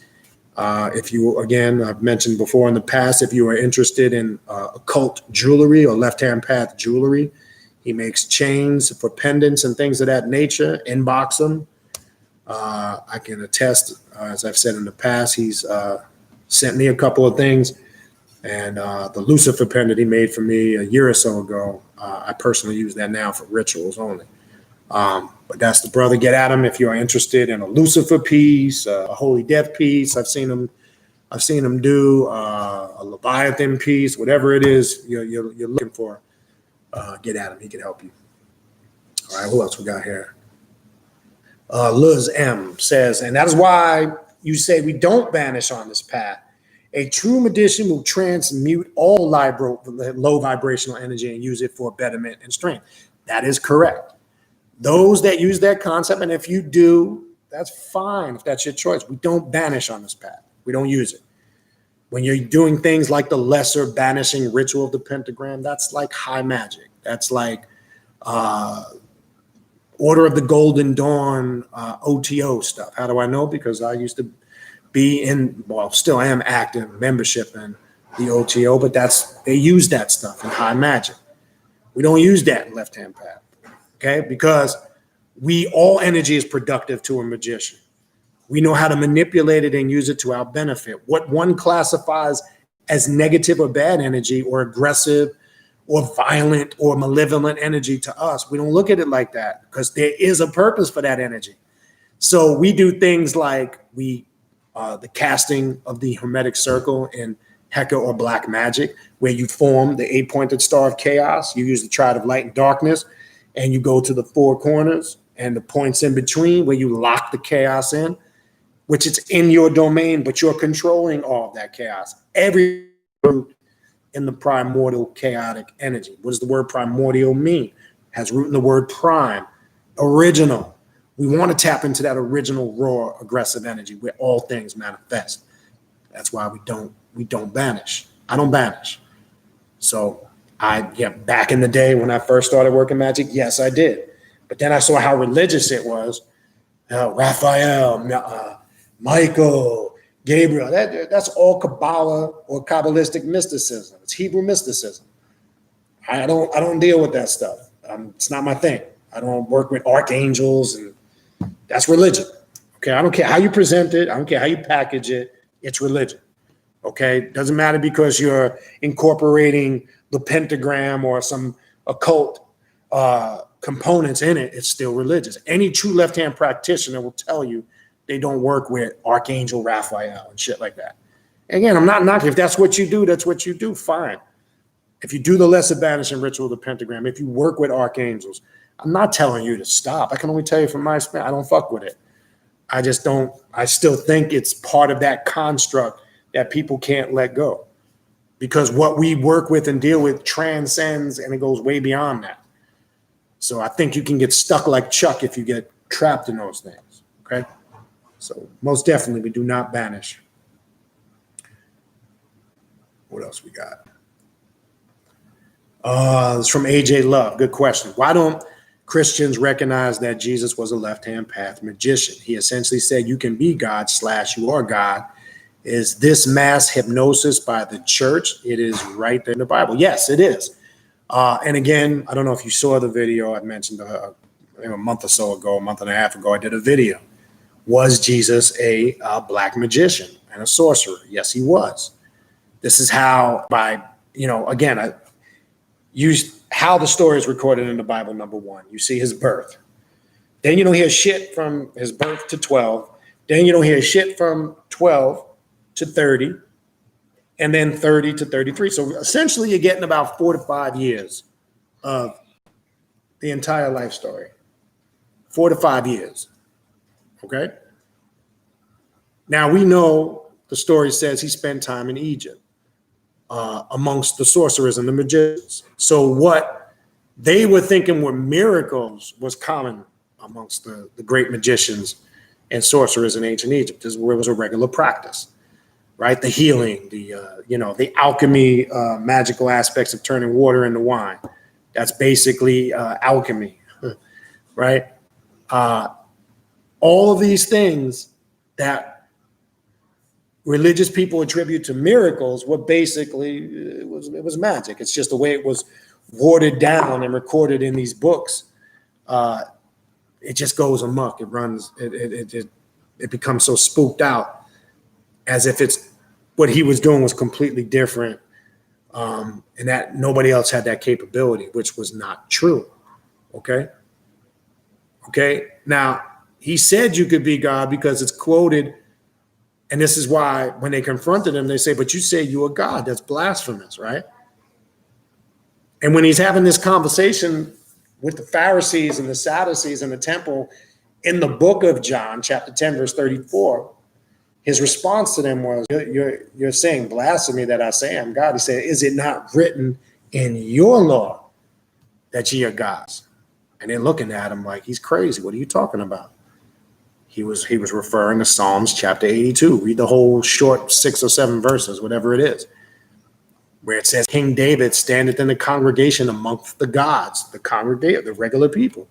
And they said, all of ye are gods, children of the Most High. But don't get it twisted. When you hear that term, don't think of what Jesus was trying to tell them. Don't think of that mythological spirit God you think that sits in the sky. Because the next verse say, but ye will die like men. So well, I'm referring to that spooky concept. What did he mean? Because in the 2nd chapter of Genesis, 7th verse, it says God breathed into the nostrils, the breath man, into the nostrils of man, the breath of life, man became a living soul. So we all have the essence of the Creator within us. That's basically what he was trying to say. We're all children of God. We have God-like divinity. They couldn't relate to it because you say you were God. And then shit gets more confusing later after the departure of Jesus, because Christianity then came up with the Trinity concept in the first letter of John, verse 5, verse 7, which is the only place you can find a Trinity in the Bible. Doesn't exist. So now more confusion comes in. The Father, Son, and the Holy Spirit are one. So they're saying Jesus, the Holy Spirit, and God is the same thing. Now we got more fuckery and confusion. Then we have the Jews who couldn't understand when Jesus was saying that we're all God. So this now we have 3 religions who are in opposition to each other, but claim lineage to the same exact thing. So it's pure hypnosis by the church. It's pure confusion, because all 3 religions, don't fool yourself. They're really all the same nonsense. I don't care if it's Judaism. I don't care if it's Christianity. And then the baby one of them all, Islam.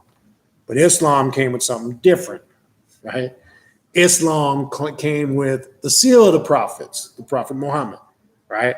Who they say, if you read in Salatul Baqarah, Surah Baqarah, the cow, chapter 2, verse 136, it talks about how he came and the Quran came to clarify what came before it. And the Quran does clear up some of the religious confusion of the Christians and the Jews. But modern day Islam has now become fanatical. The Islam you see practiced today is not the Islam that was practiced in its pristine purity, because it's been indoctrinated by a bunch of pagan Sunni Arabs who have become fanatical, who basically follow, and I've talked about this for many years, the Sunnah of Bukhari and Molani and all these other hadith books that came way after the Prophet Muhammad died. They follow the hadith or the tales of the hadith more than they do the Quran. And this is how these fanatical sects start, and this is how these other groups emerge, like Al-Qaeda and the Taliban. They're not really following the Quran. And it gives those good practicing Muslims, regardless if you agree with Islam or not, it gives them a bad name, because not all Muslims are fanatics. Not all Muslims follow the path that way. And it's unfortunate because the way the media promotes it, you hear the word Islam, Muslim, the first thing that comes to mind is terrorism. But that's done intentionally, and that's not true. There are a lot of good practicing Muslims. I know a lot of good practicing Sufis. And I told you, I study Sufism as a magical and a spiritual path, and it is. Sufism could be controversial in certain Islamic circles. But again, all that is done intentionally. So a lot, not all, a lot of these modern day Muslims are following the hadiths of Bukhari and Molana and all this other shit. You know, there's just dumb shit in there. And some of those hadiths go completely against the Quran. So now it becomes a matter of debate. Then just like Christianity, they started to branch out into sects. You got Sunni, you got Shiite, you got Ahmadiyya, right? Then you got the sect in the West here, Black Muslims, the Nation of Islam, right? List goes on and on and on. All claiming to follow the same book, just like the Christians. You got Seventh-day Adventists, you got Pentecostal, Catholic, Jehovah's Witness, Episcopalian. They all follow the same book, but it's the man-made ideologies that separate them, right? This one don't believe in the Pope as a successor to St. Peter on earth. This one doesn't accept the concept of the Virgin Mary. This one doesn't believe in the Trinity. It's just pure nonsense and chaos. Confusion. Not good chaos. Confusion, I should say. All right. So hopefully that answers your question. What else we got? Positive Journey says, thank you for the truth and wisdom and help to make things practical to understand. I'm just now learning from your page what the left-hand path information is about truthfully. Well, appreciate that, and appreciate you coming here.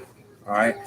Mystic Moon says, I feel in chapter 4 where Anakin kills the children was extremely symbolic to him, destroying part of himself that was restriction by the Jedi rules, setting himself free. Yes, it's a good way to look at that. Now, as far as the mythology, when you're reading the stories of the Sith, that's the way we should utilize it. How can you interpret it and imply? We don't want to get into a back and forth literal interpretation of it, because that can get dicey. That's just like a religious person taking a book or a quote in the Bible literally and arguing with somebody who looks at it metaphorically.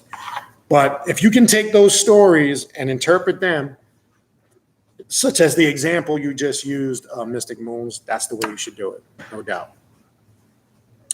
And then you explain further, like sometimes you have to sacrifice people, walking away from everything you know. That restricts your thought, definitely. What's going on, your vet? Question, vet says, I am late to the class. What is the name of the book that you were reading from? Okay, I put it up a couple of times. It's the Sith Academy, The Dark Side Philosophy. And as I said before, let me go through the materials again real quick for those who came late. Now, little brief history. I really started getting heavily into the Sith path probably in about 2013 or 14 is when I really probably started literally using it as a path. So I would say for about the last 7 years. So in the beginning of the video, if you came late, I went through a series of books that I recommend. But having said this, I want to be clear. A lot of these source books come from a group called the Sith Academy. I'm not promoting or encouraging anybody to join them. If you do that, that's your own business, and nor am I a member of the Sith Academy. So I just want to put that out there. But there are a lot of good books and information that they do put out. Is everything in their books 100% sound and accurate? No, not in my opinion. But I'm not interested. I don't focus again on the things that I don't agree with. That's a waste of time and energy. There is more things that you can use that are productive than more things, in my opinion, that I just don't bother with. So the series of books, if you are interested in really pursuing the Sith path, and a lot of these books have what they call Sith challenges. There's multiple Sith challenges. They show you how to set up Sith altars if you want to even go to that length, which should just inspire you to set up your own Sith altar. The challenges are very challenging physically, spiritually, mentally, and emotionally. They challenge you on all levels. So if you really want to test your will and your fortitude, this is something you might want to do. So the one I was reading was the Sith Academy, the Dark Side Philosophy. Then there is the 9 Echelons of Sith Mastery. There's book 2 of that. There's Lords of the Force, which I believe is book 3 of the 9 Echelons of Sith Mastery. And then there's also book 1, Path of Power. This is a great book. The Templar Handbook, The Dark Lords. If you want to know how to actually set up a functioning Sith temple, a great book. This book here has a lot of challenges in it. If you wanted the book 2, Masters of the Will, Working with the Black Sun, deals with the ruling 2. And there's a whole list of challenges in this book to test your willpower, literally. So if you really want to work the Sith path to the point, and this is just some of the books, right? I have more. I have the Black Sun. I have Order of Chaos. I think every book they put out besides 1 or 2. I find their books very interesting. So I definitely recommend them as a read. I collect them all. Anything they come out with, I buy, because I grab out of it what I can work with. I'm not. Is everything in those books 100% sound, and do I agree with? Absolutely not. But I'm not going to get on here and waste time and energy talking about that. So I'm saying that because if you do decide to get the books and you go through them, I don't agree with that. Don't email me. I read in the book such and such. Do you agree with this? That's why I'm putting it out there now. No, I do not agree with everything in the book. Not interested in wasting time and energy on that. So you cipher out of the information what you can work with, and whatever you do not like or don't agree with, just leave the shit alone. Obviously, you should have this for the mythology. This is classic. That comes literally from the Star Wars trilogy because it goes through the history of the different Sith, the origin of the rule of 2. It goes through Sith weapons, the holocron, Sith amulets. Goes through the whole history, the first great schism of the Sith, talismans and totems, the history of the Nightsiders, you name it. So if you're into the actual mythology and the story of the Siths, this is the book you want, the Book of Sith. And then obviously the Grand Book of Sith, which I don't have in front of me. It's a little different than that. That gets into, again, more literal aspects of the Sith path. So hopefully that helps you. Shout out, I see Brother Donald James. I'm not sure if you're still here. In the beginning of the show, I was playing some of that new music from Donald James and Maniac Mitchell. Check them out on SoundCloud. Support these guys. All right. The Endless Dream. Is voodoo a left-hand path? I died because I wasn't aware of how this matrix worked. Matrix, maybe that's what you meant. My body got taken over, but I kicked it out by tapping into love. I'm not really sure what you're talking about. Sounds like some personal. And then when we talk about tapping into love, I guess I would have to understand your interpretation of that. But is voodoo a left-hand path? It depends. There is traditional watered-down voodoo that's incorporated with Catholicism. I don't consider that a left-hand path. And then there is a more African witchcraft and sorcery aspect of voodoo that I would label is. So it depends on what branch of voodoo you are practicing. Now, I don't know if that was a spell. And then you say I wasn't aware how this is a matrix worked. And I don't know what you got involved with where you feel like it was a matrix that took over your body. That could just simply be it's something you just wasn't for you. You weren't prepared. You were prepared for it. Now, when you say you're tapping into love, that could be from another system, a philosophy, some spiritual path, or some self-realization. There's many types of love. One can have love of a female, love of a male, love of nature, love of creation. One can love materialistic things. And I know you're not talking about those things, but it sounds like some type of spiritual definition that you tapped into love got you out of it. I really couldn't tell you what that is, but based on what you're writing there, it sounds like you tapped into something that maybe consciously just wasn't for you, or you were not prepared for. Because if you practice any of these systems and you feel like you got consumed by it, then yeah, it's definitely not for you. Okay. Serpent-headed man says, I wonder if I could look through the sensors, IG-88, the symbolic way he destroyed the creators at the laboratory and set himself free of the internal program he is wired for, just a thought. Now, again, like I was saying earlier with Mystic Moons, the stories, the mythologies, however you can interpret them, and you can ritualize them, literally, something like that, you can ritualize. That's how you can tap into it. So if you can create a ritual around that, most definitely you could do that. And that's the purpose of this video, is to show you literally how to use this as a spiritual path.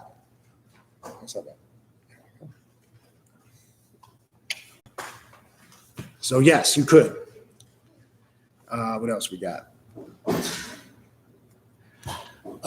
Bender Future says, why do I get dreams of insectoid demons every time I get off my spiritual path? I have a huge fear of ants and bugs. Well, not to spend too much time on it. That could be for a multitude of reasons. I don't want to sit here and speculate.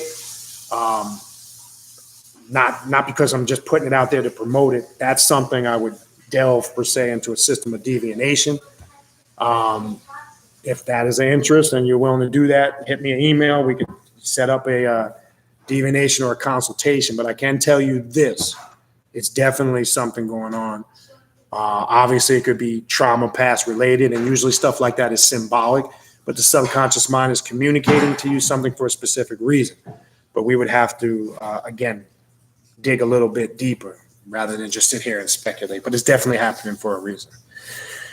All right, Brother Taja. I did, brother. I'm going to respond to your email, your text. I know you sent me a text about your daughter's friend getting a reading. I will respond to you when I get off. Matter of fact, if you are still here, send me, shoot some days and times of availability. It's easier for me to do it like that, but I'll shoot you a text just in case you ain't here.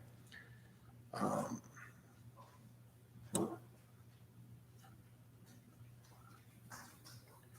right. Hold on 1 second.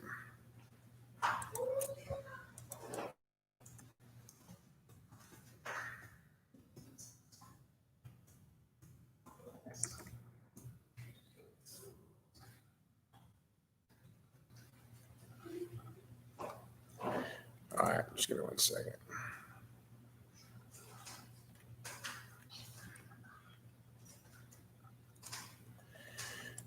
Sorry, I'm just responding to email. Okay, sorry.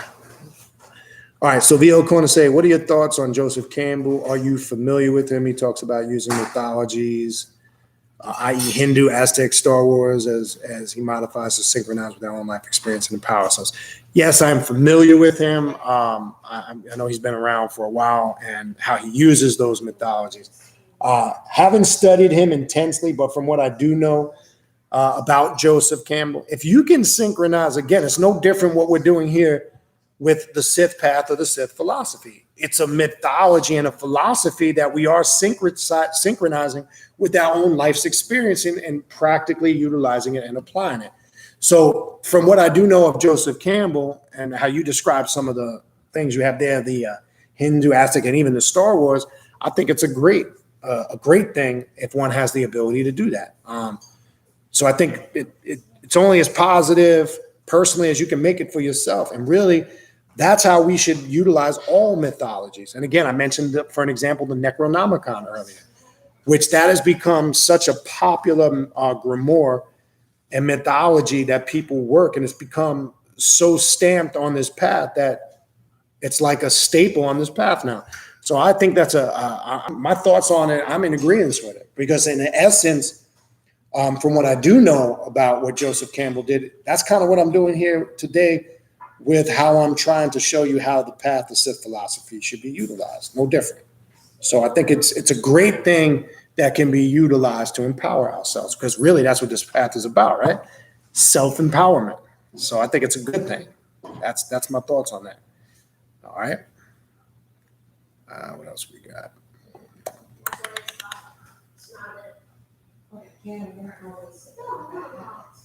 Mystic Moon says, I have noticed a lot of YouTube channels labeling themselves, as left-hand path. A lot of those channels mixing Christianity with Luciferian and Draconian paths. Yes, that's what I've talked about. Become a trendy thing now. It's now they're seeing the game in it where they can try to benefit or make some money or get some views off of it or whatever.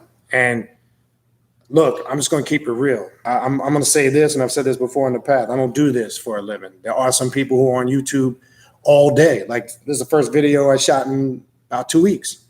I try to get on once a week if I can, maybe two once in a while, but usually it's once a week. The people you see on YouTube 24/7 putting out 5, 6, 7 videos a week or 2, 3 videos a day, they're on there scouting for people they can scam. These are the ones that are usually selling some shit. And I'm not knocking somebody that's trying to hustle and do their business, but be careful because this is what they do. Ask yourself, how are they able to film 3, 4 videos a day? Because they have no life. That's how they're able to do it. And they're scouting for people they could take advantage of. And there's a lot of bullshit out there like that right now. And I'm just going to call it for what it is because I don't depend on this for my livelihood. I do this for the love of it. It's a way of life. This is not a trendy thing to do. This is what I do. But there's a lot of fake, artificial bullshit out there, as you said, calling themselves left-hand path and occult. And as I said before, there's no disrespect. People will always bring up Bobby Hemmett. And I don't disrespect Bobby Hemmett, but Bobby Hemmett is not left-hand path. He has talked about occult topics, but Bobby Hemmett is not a left-hand path practitioner. So I don't know why people keep saying Bobby Hemmett in the left-hand path. I'm not saying he hasn't talked about aspects of it, but I guarantee if you even asked him, he would tell you he's not a full left-hand path practitioner because there's some things, for an example, Bobby Hemmett says that I don't agree with. Aloas, he talked about the guardian angel Aloas at Crowley, that Aloas was a black man on a spaceship coming back from outer space to save black people. I don't believe that shit. I think that's ridiculous. And I've talked about that and nobody's ever addressed it. But again, I don't focus. There's a lot of things I do agree with that Bobby Hemmett taught. I do think he brought a lot of concepts in that black conscious spectrum and woke a lot of people up that nobody was willing to talk about. So I dwell on that more than focusing on the things I don't agree with. But yes, there's a lot of shit out there. All right, what else we got?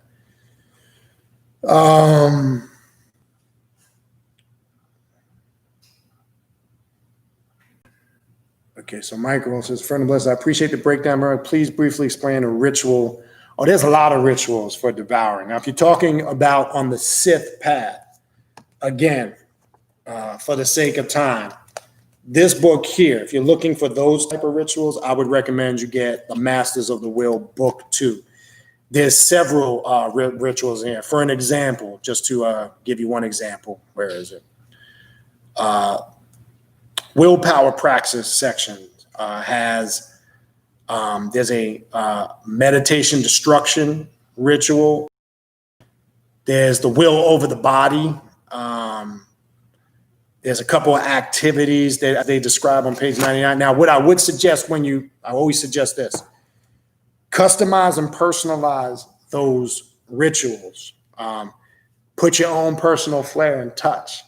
Now, that's from the Sith perspective. If you're talking about devouring rituals in general, there's a multitude of them that you can use on the Luciferian path alone. But if you're coming from the Sith perspective, I would go into a book like that. Now, the Power of Sith, something that I've created on my own that I utilize for that devouring aspect. If you're working with the concept of the Force, right? And I'll liken it to the concept of Sekhem in ancient Egypt, which is the power source or the black flame. You can utilize, for an example, literal elements of fire as a devouring symbol in a lot of these rituals, right? And the black flame is even used or discussed even on the Sith path. You can create simple visuals, meditations, and path workings where you see yourself engulfed in these flames and annihilated, then resurrected anew.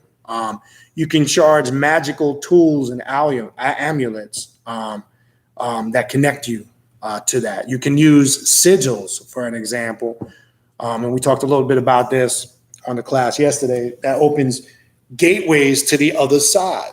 And you can go to the other side, or as we call in the Klipot, the Sitra Akra, and go through a self-initiation. Because remember, it said in there, we talked about earlier, when the individual goes through the initiatic or initiatory process, they become resurrected anew. And when you're devouring or trying to destroy things, one, in relation to self, or you're trying to devour an enemy, that's a whole nother thing. But there's many things you can do out there. All right.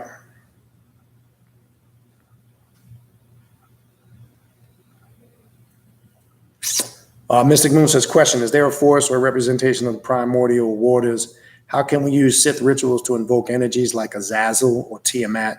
Is there anything we should be focusing on, e.g. Sith altar? That's personal. Symbols, sigils. If you're working, look, when you're grouping energies and archetypes, as long as they are vibrating on the same frequencies, how you construct that, that's personal. What tools, energies, symbols, or sigils you use, as long as it's in line with the intent and the purpose of the ritual. So if you're connecting, for an example, let's look at this. The Leviathan cross represents that primordial chaotic energies. One can incorporate the concept of Leviathan basically with anything connected to the Sith, because the Sith is about mastering, tapping into the chaotic energy and making personal order out of it for yourself so you can master self. So within that construct, there's a multiple of personal paradigms you can create for yourself, personal paradigms, okay, that you can create for yourself. So in essence, that's really personal. You would just need to sit down and just line everything up with the intent and the purpose of your ritual. That's all. All right.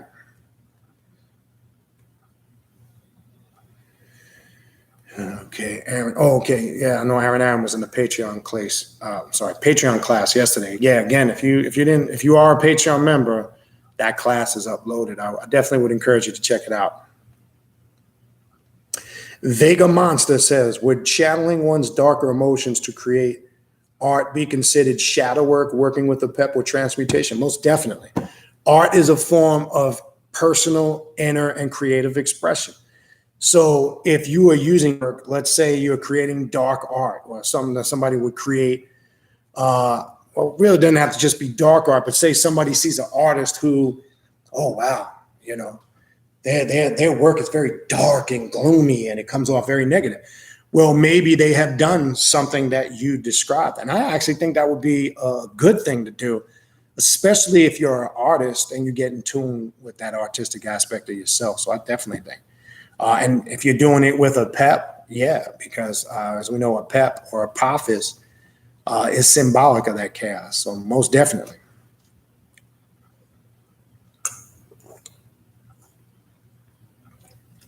All right, let me get through a few more here. I'm going to wrap this up.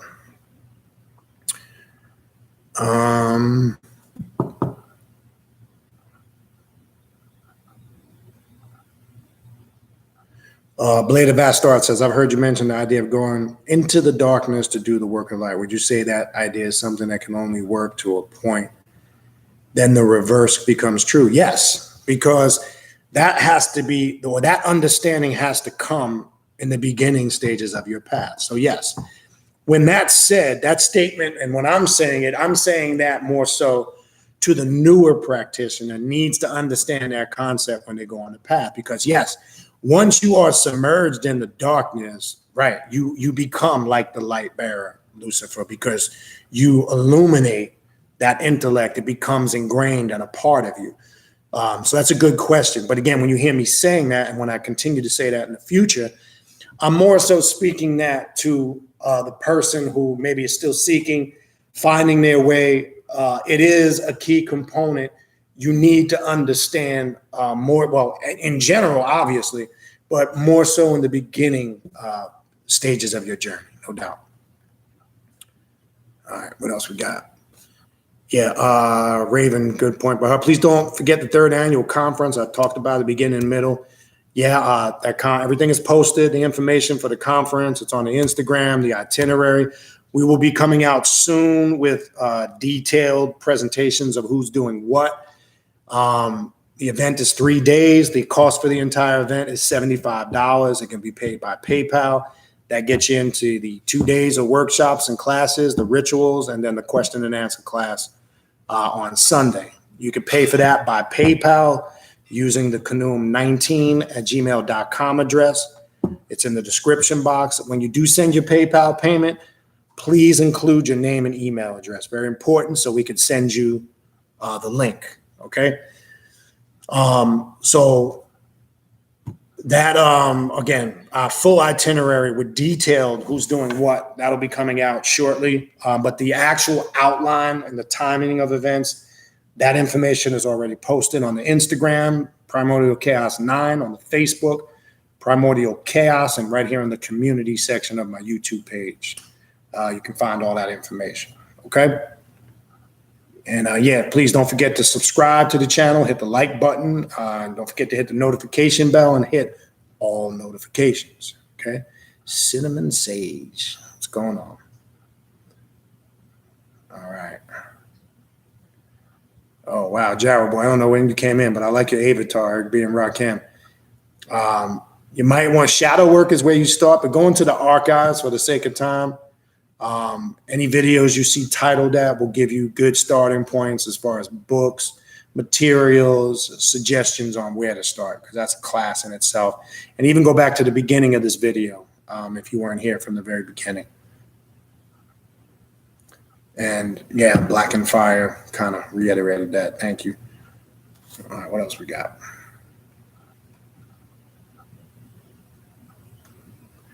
All right. All right. And again, I see Raven put the consultation. Yeah. Again, I put that out there in the beginning. Telepathic readings, there's several different kinds. Readings with Santa Muerte and the spirits of the dead, or shadow reading. That's the readings I offer, or just a spiritual consultation. There is a difference between the two. Some people confuse that for being the same thing. It's not. A spiritual consultation is just that. It's like getting a financial consultation, which some people use the consultation for that. They want to talk about a business idea they have. It could be spiritual. It could be anything you want to discuss on the path. It's basically a free-for-all. Whatever questions or topics you want to discuss, you can use the consultation for that. So just want to point that out. There is a difference. Some people think it's not. All right. And yeah, that's the email, canoom19@gmail.com. And for readings or consultations in your initiatory email, when you reach out to me, please send me the days and times you're available and the time zone you live in. Okay. Very important. Endless Dream says, are there certain people who can break a generational curse by having NDE? Maybe I'm drawing a blank. NDE. What's the term for that? Type in. I know I've heard it before, but yes, you can break generational curses. But before I go into that, I want to make sure I have the correct abbreviation for what that means. I'm drawing a blank. If somebody else listening knows, type it in, and then I'll answer it. What else we got? Yeah, I see now Raven mentioned the mentorship program. And what else we got? VL's Corner says, sometimes I mix different archetypes that share the same elements, i.e. fire, water, death, and light into their respective groups. I also fuse the different elements sometimes in order to manifest the rituals. That's fine. As long as you have power and control and understanding of it and you're grouping it correctly and it's working for you, how you know it, you determine it by one thing and one thing only. If you're getting results, then you keep at it. But if shit's not working and something's going wrong, you're not getting results, then you're not. Okay. You're not. Okay, near-death experience. I just wanted to make sure. Okay, thank you. Let me go back up to your question. Are there certain people who can break a generation curse by having near-death experiences? Well, it just depends on what in relation to near-death experience was and what happened in that near-death experience, because people have come back from near-death experiences and described a multitude of personal revelations and experiences they had, things they saw, things that was revealed to them. As far as can that break a generational curse? If there was things that took place in that near-death experience that revealed insight to that, yes, it could. So it just depends on the content of the near-death experience and what you experienced. So yes, it could. And thank you for that. I was drawing a brain fart. I didn't want to assume what NDE was abbreviated for, but thank you. All right, what else we got? Yeah, see, Raven again mentioned the mentorship program, which is on my Patreon page, patreon.com/Beniti. It's tier 5. Again, if you really are looking for a step-by-step guide, not to guide you on the path, so to influence you to see magic and spirituality the way I do, that's not how I work. I guide you so you can develop your own personal path to self-mastery, but it is work. We talk 2 times a month. We have back and forth dialogue through the app and email. There are rituals and work that you will have to do to stay in the program. It is a commitment. If you are serious about taking it to the next notch on this path, then that's probably something you want to look into. It's something I enjoy doing, but I like to only do it with people who are serious about the path. So check it out. If that's something you're interested in, then that's for you. What else we got? I think we're at the end. All right. That's it, people. We are at the end. I went over 17 minutes longer than I wanted to. Again, Journey of the Black Adept Conference. I think we got one Raven. I'm not sure. I was on earlier. What are we down to? 1 spot now? Because I know Patra sent the email. I'll get with you. I know you're keeping track of that, so I'm not sure. I think we got 1 spot left. I think Blair, you sent something, 1 spot. I don't know if that's counting Blair. I got to go back in there. I think that is still 1 spot left, counting Blair, I believe, that she also sent something. And I know, all right, we'll go through it. And I know Angel, I announced some of the people that are going to do presentations, Brother Jack, Kevin, the Gamatra Wizard. I know Raven's doing a presentation. I'll be doing one. Patra will be doing one. Angel's going to be doing one on Paulo. I'm looking forward to that. He's got a good presentation set up. I think Blair had sent me something. I got to get back with her on it. Somebody else reached out to me. Who the hell? Oh, Kenneth. I think it was Kenneth. Long story short, without speculating, we're gonna get the, again, I mentioned earlier and just a short few minutes ago, we will have coming out in the next, I would say in the next several, we'll try to get it together by the end of the week, where we'll have the itinerary of who's doing what, the name of the presentation, so you guys can see it. Okay. All right. Other than that, so we'll be focusing on that for the rest of this month. Not much going on but the conference. Since it's a 3-day event, we have rituals to prepare, presentations. We got to get things set up. So that's the focus. That's the main thing on the plate, the agenda. We're going to be working on that for the rest of this month. Looking forward to it, especially on Halloween night. It's going to be some fun shit. As far as the rituals, that will not be revealed, only to those who actually are part of the, I'm not putting that out there now. That will be out there for those who, once you sign up for the conference, the first day, we will go over the rituals. So I'll throw little tidbits out there as we get closer, but we're keeping that energy kind of locked for a particular reason. All right. Other than that, hey, I appreciate everybody. I appreciate you guys' support. I might be back on here. We'll try to be back on here Friday night.